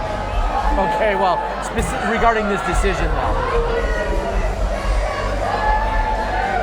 I think if a tournament is called to be canceled because of bad conditions, it's always the right decision. That's what I think. Okay. If a TD goes so far that he says, we gotta cancel this, and the TD is like the guy that loses the most out of everyone. Thank you. Out of everyone, the TD is the most frustrated. The last person that wants this tournament canceled is the TD, and everyone who worked something's off to make this week as good as it was. That's got to be horrible to cancel this last round. I couldn't agree. I said to Rusko, and I'll say it to Doug Bjerkus or anyone, there is absolutely zero benefit to canceling this last round from the tournament's perspective. There's nothing they can gain by ending things early. No, Nothing. I talked to Matt Siri and at the Nick Hyde. I talked to him about what happened, and he was devastated. He lost money, he lost motivation, he lost so many things off of canceling the last round. And on top of that, he gets still blamed for that decision. And I totally hate those comments, and I totally think that if there's anything they could do about it, they would always let us play if it was anyhow possible. So I'm always for canceling if it's needed. It's the obvious decision, and all the discussions are, in my opinion, stupid. Okay. You talk a lot like I do. The USDGC made me so mad, I wasn't even playing. UC called me to talk about it. UC never called me. He called me that day to talk about it. And because so many people complained and said they should postpone it to the next day, they should still play, but no one understands what's really going on. And it's so naive of people just to comment this is so weak and they should just go through it or play the next day. Just no. Hi Simon, you sound a lot like what I say, and I'm very blunt about it. I'm a guy 200 tournaments. Nobody loves the decision, but it has to be made, and your safety and all of the players' safety is what is the most important thing. And so I applaud DD for doing what they had to do. I applaud the PDGA because of the courses. This is a huge tournament, so the PDGA was involved in every step of it. Marty Gregoire, Michael Downs. Nobody loves the decision, and I know we may be beating that as a dead horse, but nobody liked the decision. But that just has to drive the point home to people that it was the right decision, and that's what had to be done. So. Yeah, you don't have to applaud them for obvious decisions. No, but exactly. Yeah. Yeah. So somebody says on the board that they had a local disc golfer killed by lightning striking a basket. 4 injured and 1 died. Of course, because you know what would happen is if there was a lightning strike or there was any kind of problem, if there was any kind of issues, the first thing people would say is, why the F were they out there? If a tree struck and almost killed someone, or if a lightning, hit a person or a basket, the very first thing everybody would be screaming is, why were they on the course? Oh my God, why were they out there? I don't think we need to talk about that. Okay, let's move on. DG Beat says, I can't find the Yuli post on Facebook. Yeah, it may have been deleted, I don't know. It sounded like Joe Revere, who played Masters, I know he got involved and had some input. And honestly, I never even read the actual post. Johnny B paraphrased it for me. And I know it was a highly debated and contested topic, but it is what it is. How many tournaments have I had to cancel? I think I've canceled either 1 round or 0 in the 200. So that goes to tell you again, it doesn't happen often. I've played tournaments for 12, 13 years now. I have never in my life witnessed a tournament canceled. Until last year's USCGC, and now we've had 3 in a few months. And GBO. And it's crazy. Because the earth is flat. There's one argument I would agree with, is Okay. that there's too many players, and there should be a cut. Sure. That's one solution and way to possibly. All right. I'm good. This looks like green water, so I'll take a drink. Looks like whiskey. Simmer down. We'll make it work. Oh, I'll take one. Thank you. Is that apple juice? Apple juice. That's what it is. Or Red Bull and other stuff. Red Bull and vodka. Ladies and gentlemen, Simon Lizotte. Cheers.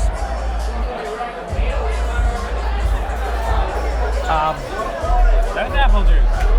Definitely apple juice. So it looks like people are enjoying a good time here. Is that a good way to put it? Hey, did you see my tee shot on hole 9 yesterday? No. Tell us about it. I thought you saw it. I think I didn't actually. You were there. I was there, but I think we were covering the advanced women where the real action was. Okay. Oh, okay. But I guess we got the putt. Thank you to Chad Inman, my camera guy. He got the putt, and that was how far away for the eagle?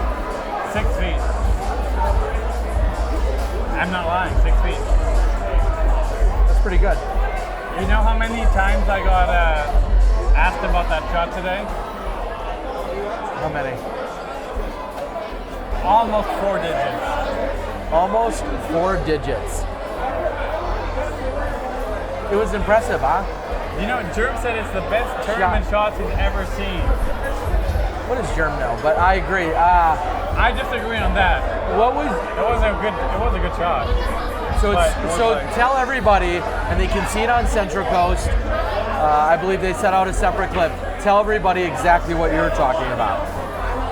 Hole 9 is it's marked like 750 feet. 726 or something. 726. It's a downhill par 4. Slightly downhill, yep. With OB left, OB deep. Yeah, there's OB. The whole left side is basically OB and short of the basket.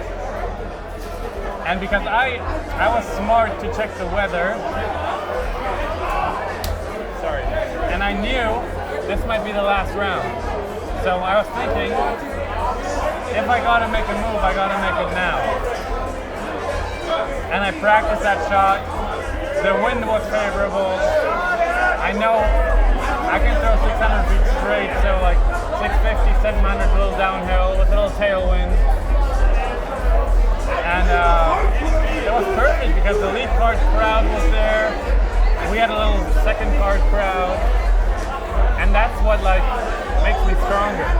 People watching makes me You get stronger. jacked. Yeah, I was like my heart starts racing. I'm like, okay, this is the time to do something stupid. This is the time to do something stupid. Okay. Yeah, and I literally threw it as hard as I could. And then like parked 724 hole. Pretty ridiculous. How did it feel? Okay, let me ask this. Let's back up. When you released it, let's just walk through every moment of it. You released it. How did it feel out of your hand? Perfect. Okay. I was like, because I love playing with Germ. Because Germ, if you throw a really good shot, his like reaction to that is just always like priceless. I think at one point he took off his hat and started walking down the fairway because he was in disbelief. Just he witnesses a lot of aces, and his reactions are almost better than the throws. Yes. I was like, every time I play with Germ, I'm just like, I want to do something so stupid, but he gives us a great reaction on camera. So you release it, you feel it's perfect. Did you see it land? Like my ace last week in Jonesboro, Yep. if you saw my reaction, I was like, what? Yep. And then I just straight looked over to Germ to just witness his reaction. And the same thing I did that, I threw it perfect. I knew like I was gonna be really close. I just turned around, looked to Germ's face, and he was just like, what just happened? And then we talked about like, that was the best drive you've ever thrown in your life. I disagree on that, but What was? Somebody wanted to know. What do you feel like is the best tournament drive you've ever thrown? my next one. Your next one. I don't know. Yeah. In fact, here's what I'm going to do. We can switch? No. Better yet, Philo and you are going to talk. I'm going to step out for a minute. No. And you All right. don't need me. Let's do it. You can run the show. I don't know. Can you be the disc golf guy? I can be the disc golf Can guy. you interview Philo? I'm always impressed that you come up with good questions, actually. Oh, thank you. Yeah. I appreciate that. I mean, you've been doing it for 20 years. I've been doing it for a while. I've been involved with disc golf for a long time, and I love disc golf. You know that, and I'm in awe by what you guys do. But I appreciate that. I feel like if there's one thing that I feel like interviewing people has become one of my favorite parts of disc golf media. I can film and I can do commentary. Interviewing is my favorite. Because you don't prepare. No. Really. No, zero. You just, Wing in an it. interview, you ask a question, then you like just go from there. Yeah. And I think you do a great job on like coming up with questions on the spot. Well, I appreciate that. Yeah. I don't know what's going on here. All right, so here's what I'm going to do. I'm good with this. I'm going to step out for a moment, assuming Philo doesn't bring down the house. I'm going to use the restroom. I'm going to look for some, I'm going to relax. And I'm going to let you interview Philo, and I expect this to be nothing short of epic. All right, let's do it. You got some big shoes to fill. You just said I do a good job. I got it. You got it. I got it. All right, Philo. Philo! There's stairs here, yes. Philo. It's too People loud. are in here. having a good time. Hey, Philo. All right, the show is yours. You don't need to touch anything. I bet you everybody's Is going this to love live? it. Yeah, this is live if you Okay. want to read from here. No, you're going to take Terry. Yeah, this is going to be good. This might be really bad or No, really it's good. not. No. It's one of the two, really bad or really good. Okay.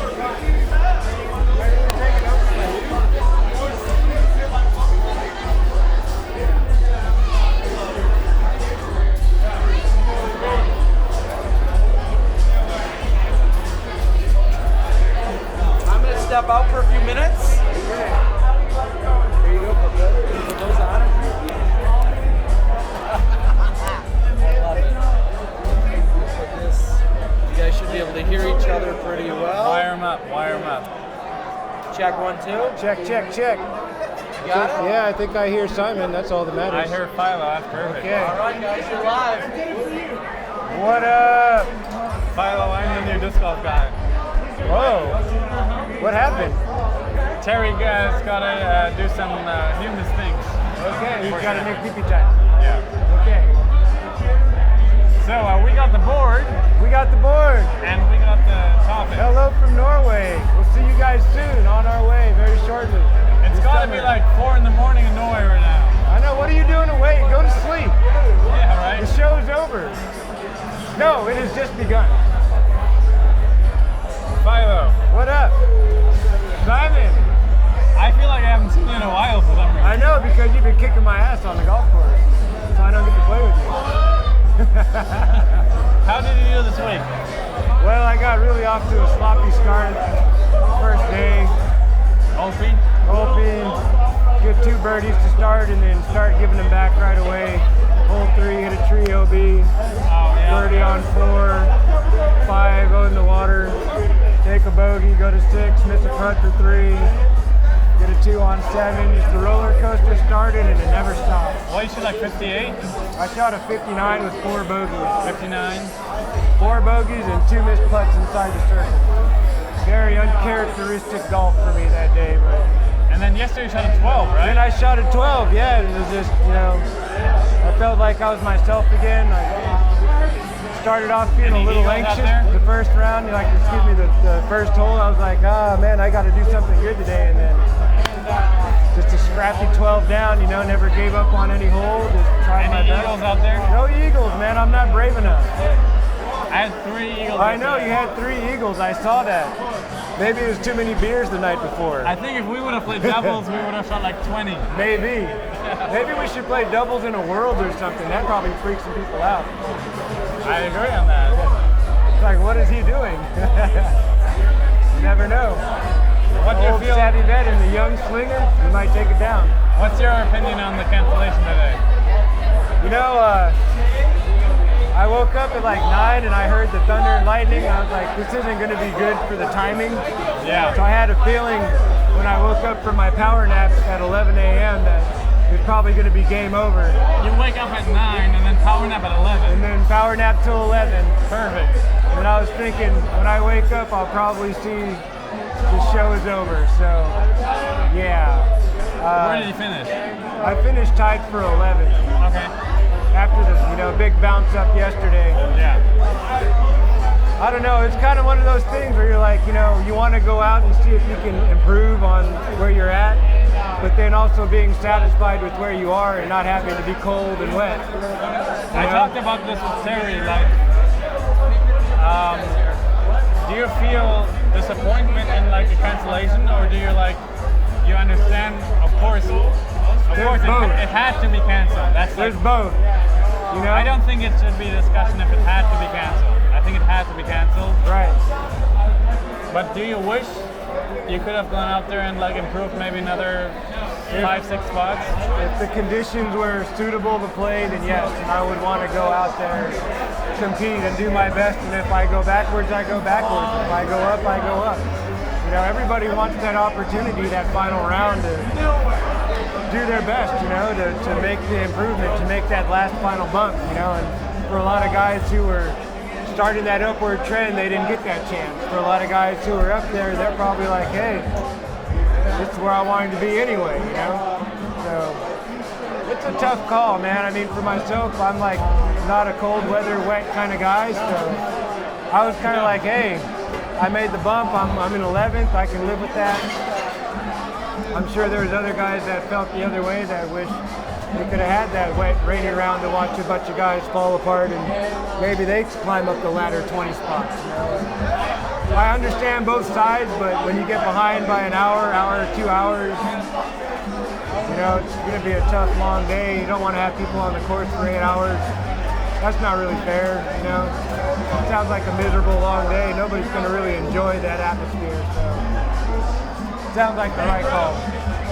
Okay, because I know this game is our job, Yeah, but I primarily still play this for fun. right.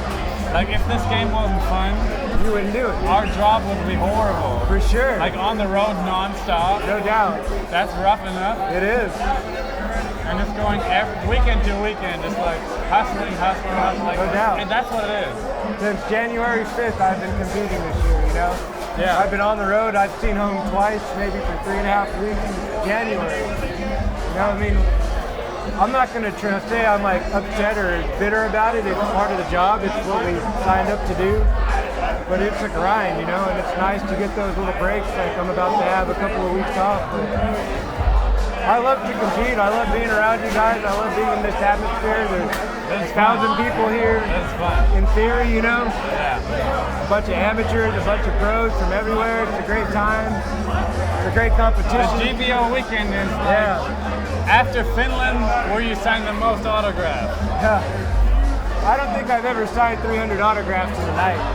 Oh, was that the panel one? Yeah, the panel, that was incredible, you know, just the adrenaline rush is just, I'm sure you're familiar, but I mean, that was my first time really being in that situation. It's very humbling and very, you know. It is. I don't know, it feels special to be asked to do something like that, you know, so it's cool. I mean, I don't really win majors or national tours I've never got any of them, so, you know, to have that one moment that catapulted me into the spotlight to put me in that situation is awesome. I agree. Very awesome. But I've won one NT, I haven't won a major, but it's not about that, it's about attitude. Yeah. And that's where I think where you have all your fans is their attitude, and I think that's awesome. Yeah, I mean, I think I'm kind of bipolar. Like my attitude on the golf course is like, I'm in my own little zone, in my own world, I'm focused, I'm trying to kill it, trying to play my best, and then off the course, like, I'm a whole different person, you know? Like, I can relax, I can chill. I know. You know, but I want to compete well against you guys, I want to compete well with you guys, you know, and when I'm on the course, that's all I'm thinking about, and my attitude may be a little chippy, but it's just in a competitive nature. I don't mean it against anybody, ever. It's just how I gotta tell you this. Yeah. There's one video, Eagle and I, because we travel together, we talk about everything, of course. And we watched this one video over and over, and it's you here in Kansas City. Okay. What's that course called? Blue Valley? Blue Valley, yes. What did I do there? You threw into one of those trees, and you said you threw it, and you were like, sugar, man. And we just watch it over and over. It's like the best video we've ever seen. I was trying not to drop the S-bomb, you know? I mean, sugar, there's people man. watching me, I'm like, ah! Yeah. That's one of our favorite videos to watch. Sugar, man! I wanted to say something really bad, I'm sure. No, that's so good. What's next, Masters Cup? Masters Cup, brother. You going over back to Europe or what? Eagle and I are flying to Germany for a week. Okay. I'm going to show them around Germany a bit. Nice. Just driving over to Prague. We can't hang with you though, man. He's vegan and gluten-free. Right. That means no beers. That means like spinach and carrots. Right? That's about it. Sounds like a boring week for him. No, I'll make it fun. Cool. Nice, man. What about Finland for you this year? Always looking forward to go back to Finland, you know, like You're my going first this year? trip. Yeah, my first time over was kind of like, they had to get used to me, and then after that, it's been golden ever since, you know, it's been awesome. I really enjoy going back to Nokia, it's so much fun. For everyone who doesn't travel a lot, Europe is so different. It's so different. They're doing it right over there. I mean, they have structure, they have all the shapes you could want in a fairway. Yeah. Everything. It's so much fun, you know. The atmosphere, the professionalism of it all. You know, we really feel like pros over there. It's like USDGC, you know. It feels the So same. you're doing European Open, anything else in Europe? European Open, no, I'm just going to hang out and probably work.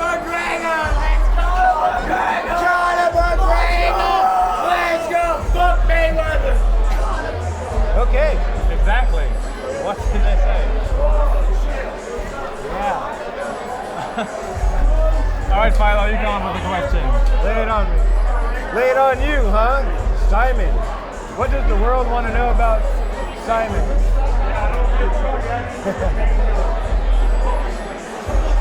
Somebody ask a question for Simon. We'll get one. How's your knee doing? That's the question for you. How did I lose? How's your knee doing? I've answered that question literally a million times in the last 10 Well, I weeks. haven't asked you personally. Is it feeling okay? My knee is doing better than it was before the surgery. Well, that's good news. Yeah. Is the par at Jonesy soft? What do you think about that? Is the par at Jonesy soft? Does the par suck? Soft, like, How soft? does it like not equate to what it feels like we're shooting? No. No. It's set right. All the par fours, yes, they are eagle chances for people who can throw 500 feet. But That's for part of the game. 95% of the field, it's layup par fours. Yep. And there's maybe like a handful of people who can risk and reward on those holes. Right. Depending on conditions And if we don't execute those shots, we get a get a four. And most of the field will get a stroke on you're it. gonna get a 3. Right. Most of them. So there's the answer to that. Simon, what are you drinking? He's probably drinking beer. Yeah, I'm a beer. That's my song. Bass drop shot. Rock times 3, do you like? I don't get that, Mr. Woodley. What's that all about? Rock 3. Val Jenkins, get off the screen. I don't think she's even here. Where's Terry? Terry's still making pee-pee time.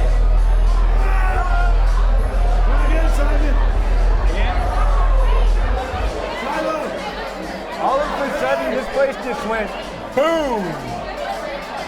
I don't know what happened. What is this? We're professional disc golfers. Me and this guy right here, we're professional. Wow, bring the game. We're in the Right game. now. The DJ's up there. No, we're not DJing. We're doing a live podcast I right don't now. understand the word you're saying. There's people asking us questions. Who's your favorite band, Simon? My favorite band is Queen. What do you think about Queen? All right, here we go. I got a question for you. All right. Simon, do you ever think you could cut down to 4 molds like me? It's You're really not- 5. You're not throwing 4 balls. I'm 5. You're 5? Classic AVR, DX Rock, Champion T-Bird, Champion Firebird, Star Destroyer. Is that 100% honest true? Right now, there are 2 wraiths in my back. No Eagles? No Eagles. I have No some Gators? Eagles, but I haven't been using No them. Gators? They're not in my bag. No Gators, no Eagles. That's 7. There's another question. Philo, who do you travel with? Right now, I am on my own. Really? The season started out, I was with You were at another round disc golf. Another round disc golf from Charlotte. We got through Waco and things changed and plans changed. And since then, I've been on solo out here on the tour. Got a rental car and drove the last month on my own. You're on a rental car? I got a rental car for the last month. Wow. Yeah. So that's the I scoop. didn't know that. What happened? There we go.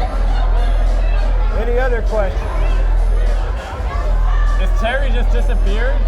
Terry is like on a hiatus. Is he dead? He had some really bad things to sort out in the men's room.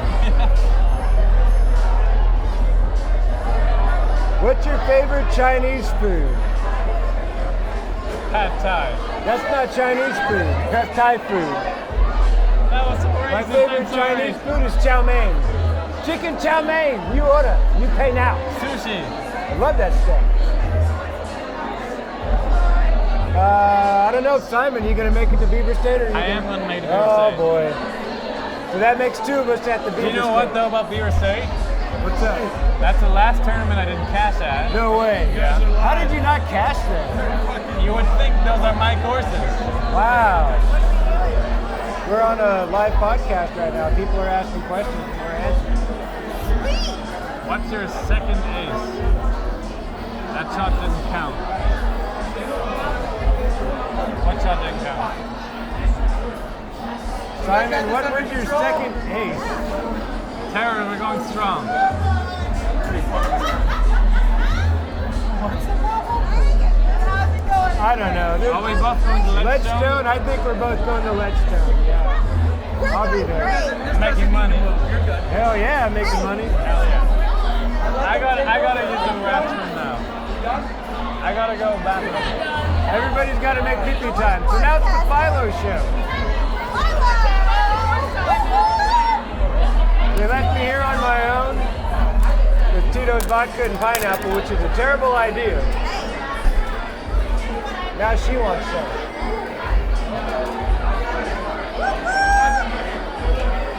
Oh boy, now I'm all alone. Nate's texting not playing Worlds. I have no idea about that. Turn into the Philo Q&A.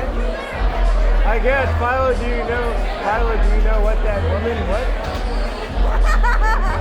I mean, somebody must know her. Yes, I'm awesome. It's She's like now.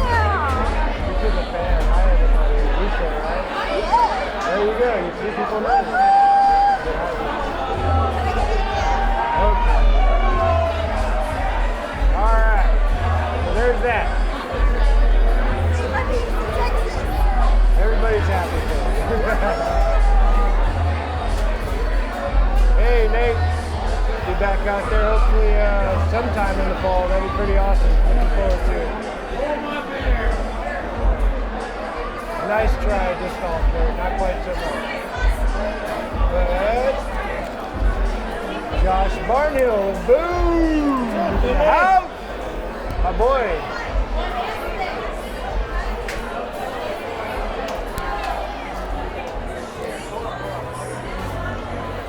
I have no idea what's happening, man.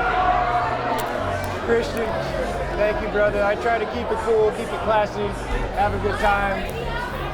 I get a little aggro on the course sometimes, but afterwards, I'm still nice. I always come up and say what's up. I'll just smile. All right, so you need to reintroduce the show, say who you are, introduce your guests or vice versa. There you go. Hey, so we're back. Smashbox at the Brickyard. Final days. We got rained out. We got hotties standing in front of the camera. Sorry, ladies. I got my boy Josh Barnhill with me. What up, fool? What up, fool? Every time he calls me, what up, fool? We talk a lot. We talk. We talk. He's always coming up with cool ideas, fresh looking lids, keeping us looking tight on the golf course. Yep. So what's new? What's coming up, man? Working on the red, white, and boom. Red, white, and boom. Obviously. Unfortunately, I won't be there to join you guys. I gotta go to Europe. Hey. I got a month stint. Yeah, you can't blame him. Europe, I mean, what did he say? I would go to Europe every time. The red, white, and boom will be there next year. Next year, yeah. Hopefully the timing works out a little better. Yeah. Absolutely. Typically, we wouldn't be going to Iceland, but they asked for the high energy tour, and we gotta go do what we gotta do, man. The people want us, and Spread the word. Spread the word. we gotta go work, spread the word, help that Icelandic crew, further their skills so they can show up on the international scene. Yeah. Then we're heading over to Norway, get about 10 or 12 days over there.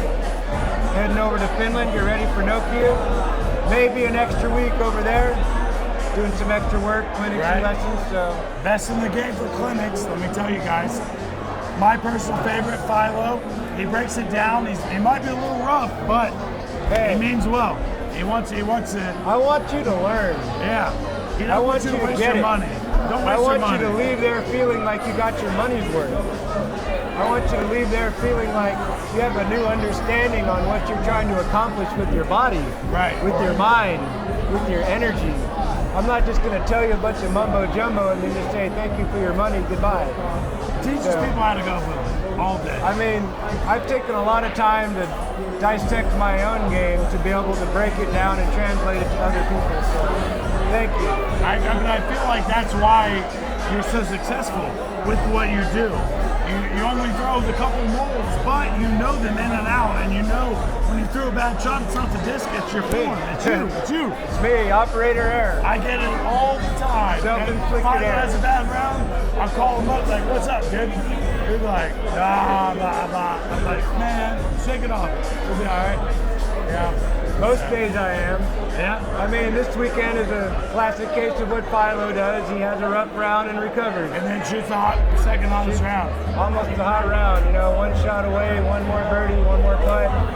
one more drive, however you want to look at it. I didn't have any bogeys, thankfully, so finally a bogey-free round. There you go. Feels like it's been forever, but yeah.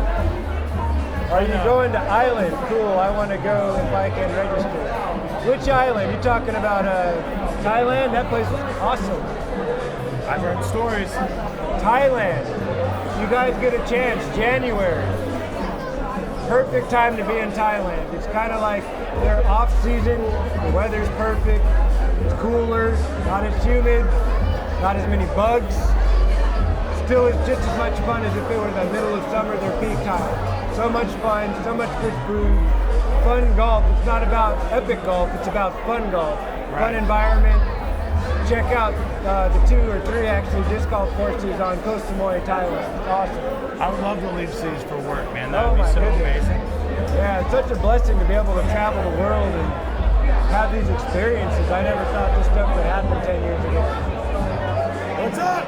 Terry Miller must be on the dance floor. A bunch of college girls showed up. A bunch of guys woke up all of a sudden. They stopped standing on the wall. Things came to life around here. We got another guest stopping in to say, hey, Philly. Tim Von D, thank you for your purchase of my Final Batross Tour Support disc. Super awesome. Everyone say, what's up, For Sarah? everybody watching, if you got one, thank you. Very much appreciated. There's a party down here at the Brickyard. If you aren't here, I don't know where you are. New mold. She just took Terry out to the dance floor. There's your answer. Terry Miller is on the dance floor with Sarah Hokum at times. So somebody asked, how do I resist from trying new molds when they come out? Or do they try them out in sense of duty without ever planning on bagging them, or do you just not care? I've seen you put new molds in your bag and try them, and if they work. You know, I tried those things. They feel kind of obsolete for me. Yeah. Boom! Have all those on. How much fun are you having this week, man? What's up? I said, for this week, how much fun are you having at this tournament? Overall, I had a lot of fun. There's so many people to connect with. I must have signed 500 autographs this weekend. It was unbelievable how many people were here, how many fans, how many we really excited disc golf fanatics that are out here playing this awesome tournament. We come out here for the atmosphere, for the golf, It's for the experience. camaraderie, for the fellowship. Just to be able to have these moments together and grow as a community, to take over this town. It's amazing, huh? It is, man. There's not many places on tour like this where there's so many people in one small area. And it feels like there's more disc golfers than people that live here. That's because we come together and we just take over a bar, or we take over a restaurant. I can't think of how many times I've been to Bobby D's this week, and I look around and there's 50 disc golfers. Right, and it's over men, yeah. It's like, And they're eating up the food. You go to, the brewery across the street, everybody's in there. Yeah. You go to Bourbon Cowboy, everybody's in there. You come here, everybody's in here. It's like, wow, yeah. We're all just kind of swarming around this town and spending money and having a can good you time. see disc golf growing? I feel like it's growing. Because you were there every before year. me. You were like the age before me, and like, can you see it growing? Absolutely. I mean, I can't remember having 153 competitors in an open field when I first started. It'd be 89, 92, maybe 105. The Memorial would be like 126. Now there's tournaments where there's like 200 open players. Even if they're not all legitimate open players, that's still a lot of people in the field. Right. Maybe because they didn't get in on the AM side. Right. And they're like, I still want to play this event. I want to be a part of that event. It wasn't like that before. I mean, we're almost on 100,000 player members. I mean, it's unbelievable. We're killing it. Everyone come on. Everyone give a shout out. This is who puts all the work in behind the scenes. Michael Downs. I don't know how many random caddies I've had this year. Right. But hit me up on Facebook. I would love to have a random caddy every now and again come out, shag my bag. keep me cool, keep me under, keep my composure. For some reason, I play really well around strangers. Yeah. You know? People get a little sensitive with your game. Yeah. They just gotta let you do you, and it'll be fine after 18 holes. Yeah. You know what I mean? Win 18 holes and say whatever you want. Yeah. That's it. Try that thing. Am I serious? Yes. Any goals? I would love to win a national tour. I've been there close. I mean, I've been so close so many times on a lot of tournaments. And 95% of the time, I beat myself. It's not the competition beating me. It's just a matter of getting over that hurdle and I win tournaments, you know? I feel like if Philo stays within his game and the course will let him stay within his game, he's just I've got just as good a chance as anybody. Exactly, that's what I was going to say. You can beat anybody on any day. When the course is no matter fair, who it is. When I can just throw disc golf shots and make putts. Yeah, exactly. But that's not always the tournament, you know? Right. Sometimes the tournament has a lot of undulation. It's got a lot of wind. It's got a lot of variety, variables. We're going to bring a disc golf. Sorry. Come on. Nico LaCastro, come on. Get in here now. Everyone, Nico's standing right behind you, smiling. Nick H wants to know who's a pro that I haven't got a chance to play with that I'm looking forward to playing with at some point. I really can't think of anybody off the top of my head. Under control. Give you guys some love. Here we go. That's all I wanted. What's up, brother? I just want to show you guys some love. That's all, bro. Thank you, Nico. Everyone, hey, tell them some love. What's up? 230 the high energy tour right here. This is it right here. 2/3 Might be around here somewhere. Life couldn't get any better than this right here, man. This is what it's all about. Oh boy. I think I need to put this microphone down. Yeah. Let's let Terry get to work. Oh my goodness. Who's doing the questions around here? It's kind of like maybe most of this stuff, but we're kind of Firearm going back and disc. forth. Nico, who's your Cheers, favorite? brother. Nico, who's your favorite player that you've never got to play with on tour? I'm gonna say Taj.0. I think he's a disc golfer, and we need to get more people involved, like famous people. So there's a shout out to Taj.0. Let's take the game to the next level, buddy. Show up with the fake dreads with the Nico fly dye. Let's do this, man. Hey, come on. Tiger We're Foods. waiting on Come on, you. bro. Come on. Rally up, Nico. Rally up. So I got a question for you, Philo. Besides Los Angeles, where is your favorite course to play out of town? Everything included. If you could have one course what would it be? If the weather was nice every day, it would be Milo McIver West all day long. There you go. I mean, I've played a lot of courses in my day, and it's just such a beautiful atmosphere. It's so serene. I've never made it. It's so green and like beautiful and peaceful with the Clackamas River in the background.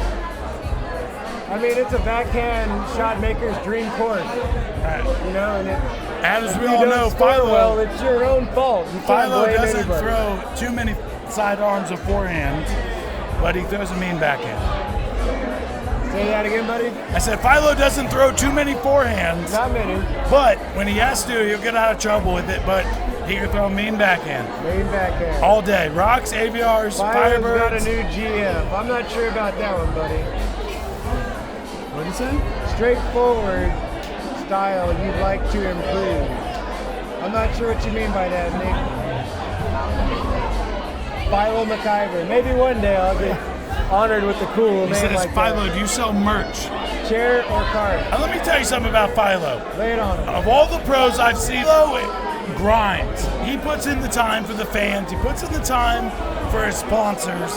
He always loves to give his fans new opportunities to support him. And he likes to meet them face to face and shake their hands. And like, I've never met too many pros like that. Like, most people are like, oh, just send them to the website. And Philo's like, nah, send me the hats. Yeah, man. I mean, I think it's the best way to connect. I mean, it feels very impersonal when people are just sending me an email or a text message or a direct message or something. I like meeting people one-on-one and letting them know that I appreciate their support. That I care when people send me messages. I try to reply. If you send me a DM on IG or on Facebook, I try to keep my eye. I try to put myself in your shoes. What would it be like if I was your fan and I reached out to you? And that's that's half the reason me and Philo kicked it off. I wasn't a business owner. I was kind of a fan. You know, I was kind of just an average guy in disc golf. And Philo took me in as like one of his best friends, and it took off. You know what I mean? It was like out of control. And so to this day, I mean, we toured like 4 or 5 weeks last year together. So I mean, you come up with a good product with a good idea. People are going to jump on board, you know, and that's what happened. You came out with some really cool signature hats. People, you know, it wasn't like a cookie cutter, here it is. You're like, look, I got all these different styles. You got your flex fits, you got your flat bills, you got, you know, your beanies, you got your visors, you got a little bit of everything, you know what I'm saying? And I mean, what more could you ask for in a hat company or in a clothing company or a clothing sponsor than variety? Right. You know, and makes it so easy when you give somebody kind of their custom thing and say, here, this is for you, and then people can attach themselves to that. Right. And that's a big part about, you know, being a sponsored player, is having those particular items that people want to have because you know, it's a part of that player. Right. It's something they wear, something that they can attach themselves to. Right, and when they're pushing your brand, it's a part of them pushing someone else's brand. Right. I mean, all right, I'm sponsored by Innova. I'm a walking billboard for Innova half the time. I'm wearing Innova sweaters. I'm wearing Innova ball caps. You know, I'm always posting and hashtagging Innova. And, you know, that part of the game is necessary. You know what I mean? That's part of my sponsorship, is to promote them. Right. You know, I mean, I can't physically sell their plastic, but I can through, you know, being who I am within the sport. Right. I mean, how many kids bought the Destroyer because of the Albatross? You know what I mean? Hey, let's give the credit out here. Who started? I gave this guy a Star Destroyer last year. What tournament was it? This tournament? Say again? Last year, this tournament, I gave you that Star Destroyer. Right. So I had this Destroyer in my bag, and I'm like, Philo, I think this is more you. Right. Here we go. Come June. Yeah, I mean, I'd probably thrown it a dozen times, maybe 20 times. I got the feel for it. Said, all right, this is kind of a late fader. I can rip over on it, and it'll just hold a nice, long, straight, kind of slow turn and hook up slow at the end. And yeah, I mean, when I was practicing that shot at the Beaver State, I kept throwing these understable Destroyers that would never fade, and they just kept crashing the trees on the right, which is not the worst play in the world. You're still going to make a 4 or 34. But, you know, in the moment when I was playing that hole in that pressure situation, you know, third round, you're fighting for the lead, fighting for a win. You know, I was like, I need to try to get under the basket, try to get a 3 and keep the pressure on Rick. And I just chose the right disc and put it in the right place, you know, and everything worked out.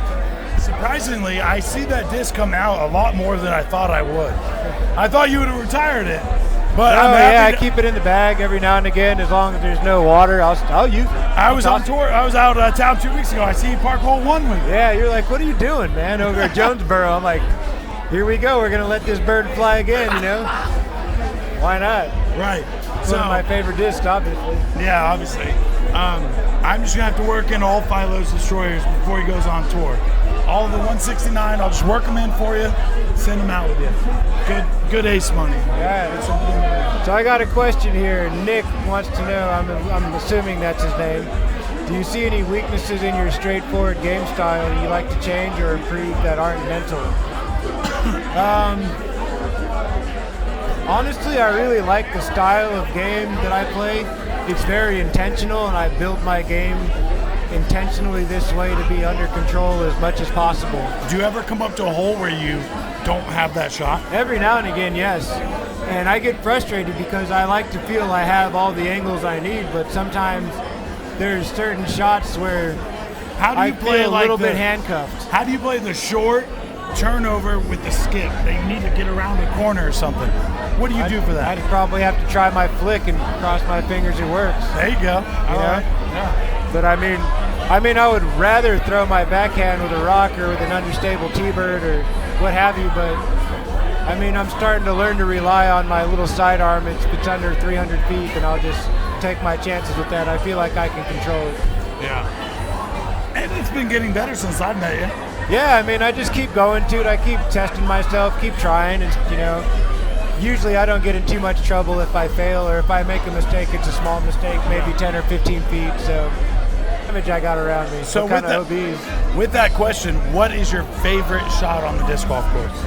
Just dead nut straight rock shots. I mean, I was thinking of a hole 17 at Jones. Yeah, I was gonna say it. Yeah. I mean, that shot yesterday when I laced it with that rock felt unbelievable. Hole 17 with a 400 rock. feet, slightly downhill. Slightly downhill. Maybe a little tiny bit of left to right wind, but I just bashed it as hard as I could, flat and straight, and just let the disc glide right under the bucket. Not too many people throw a rock like you. Maybe not, but I mean, I'm sure a lot of these other guys, Simon, Eagle, Paul, they can club down to a rock and do that just as easily as I did. But I don't think they could keep the angles with the rock with the power they have. They don't have the finesse and the smoothness. Maybe, I don't know. DX rocks, Philo, come on. They're throwing micro rock threes. Yeah, I'm throwing straight up DX, standard rock. It was what it was. It was fun. When I'm around on the NT, if you hit me up, get at me, send me an email. I'm down to do small groups, one-on-ones.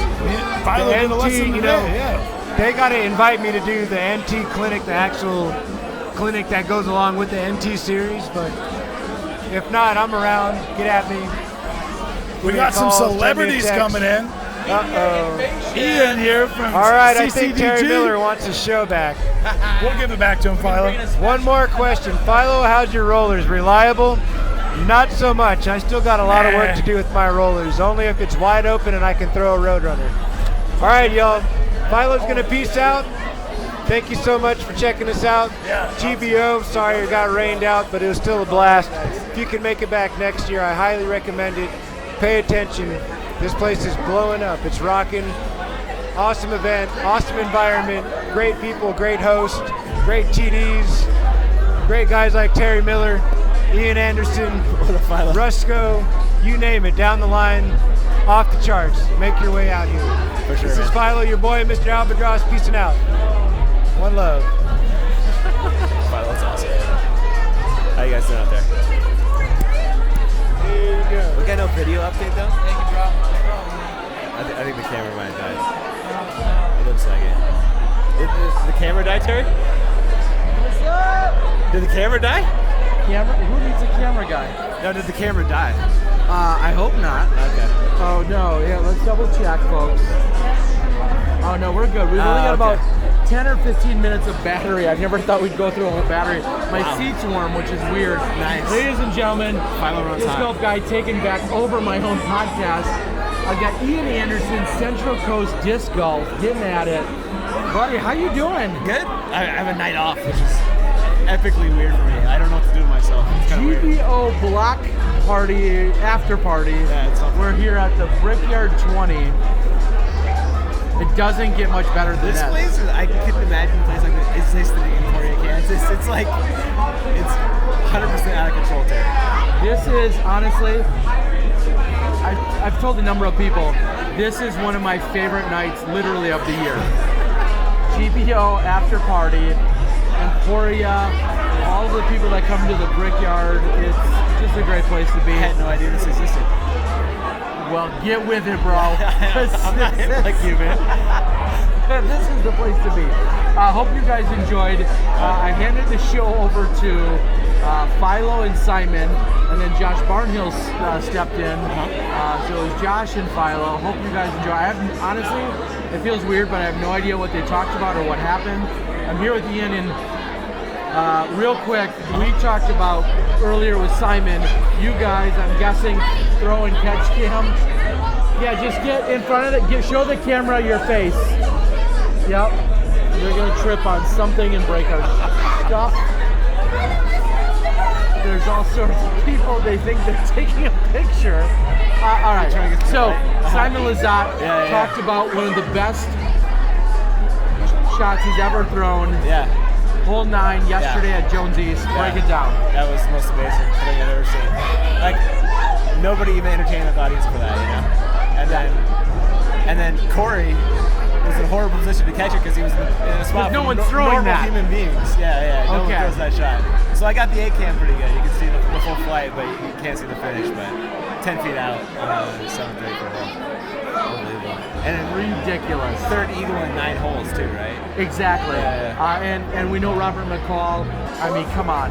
So Coast, like libraries and libraries of weekends of footage to assemble it all. Yeah, basically. Are you backlogged, and by how much? I mean, that makes sense. Hey, you're good. If you could just quit walking in front of that camera, you jackass. Everybody, appreciate Terry. He's a grinder. Appreciate everybody doing this stuff. We're trying to grow the sport. All of us. It's all passion. It's all. It's not money. It's not money. No, it's not. No, I'm having such a good day this year. I'm consistently impressed with what you guys play. Appreciate it. Thanks. All right, ladies and gentlemen, it's been one hell of a week. Yeah. Seriously, it's been insane. We're loving it. This place is insane. Thank you to Brickyard 20 Ale House for hosting us. I want to thank Johnny B back at the controls in Milwaukee, Chad Inman on camera, Gary to the O on camera. Not this week. I got on the PDGA. Marty Gregoire, along with Michael Downs, the rest of the PDGA staff, to Dynamic Disc. I mentioned Central Coast, Jomez Productions as well. Of course, they deserve huge props. Everybody doing so much.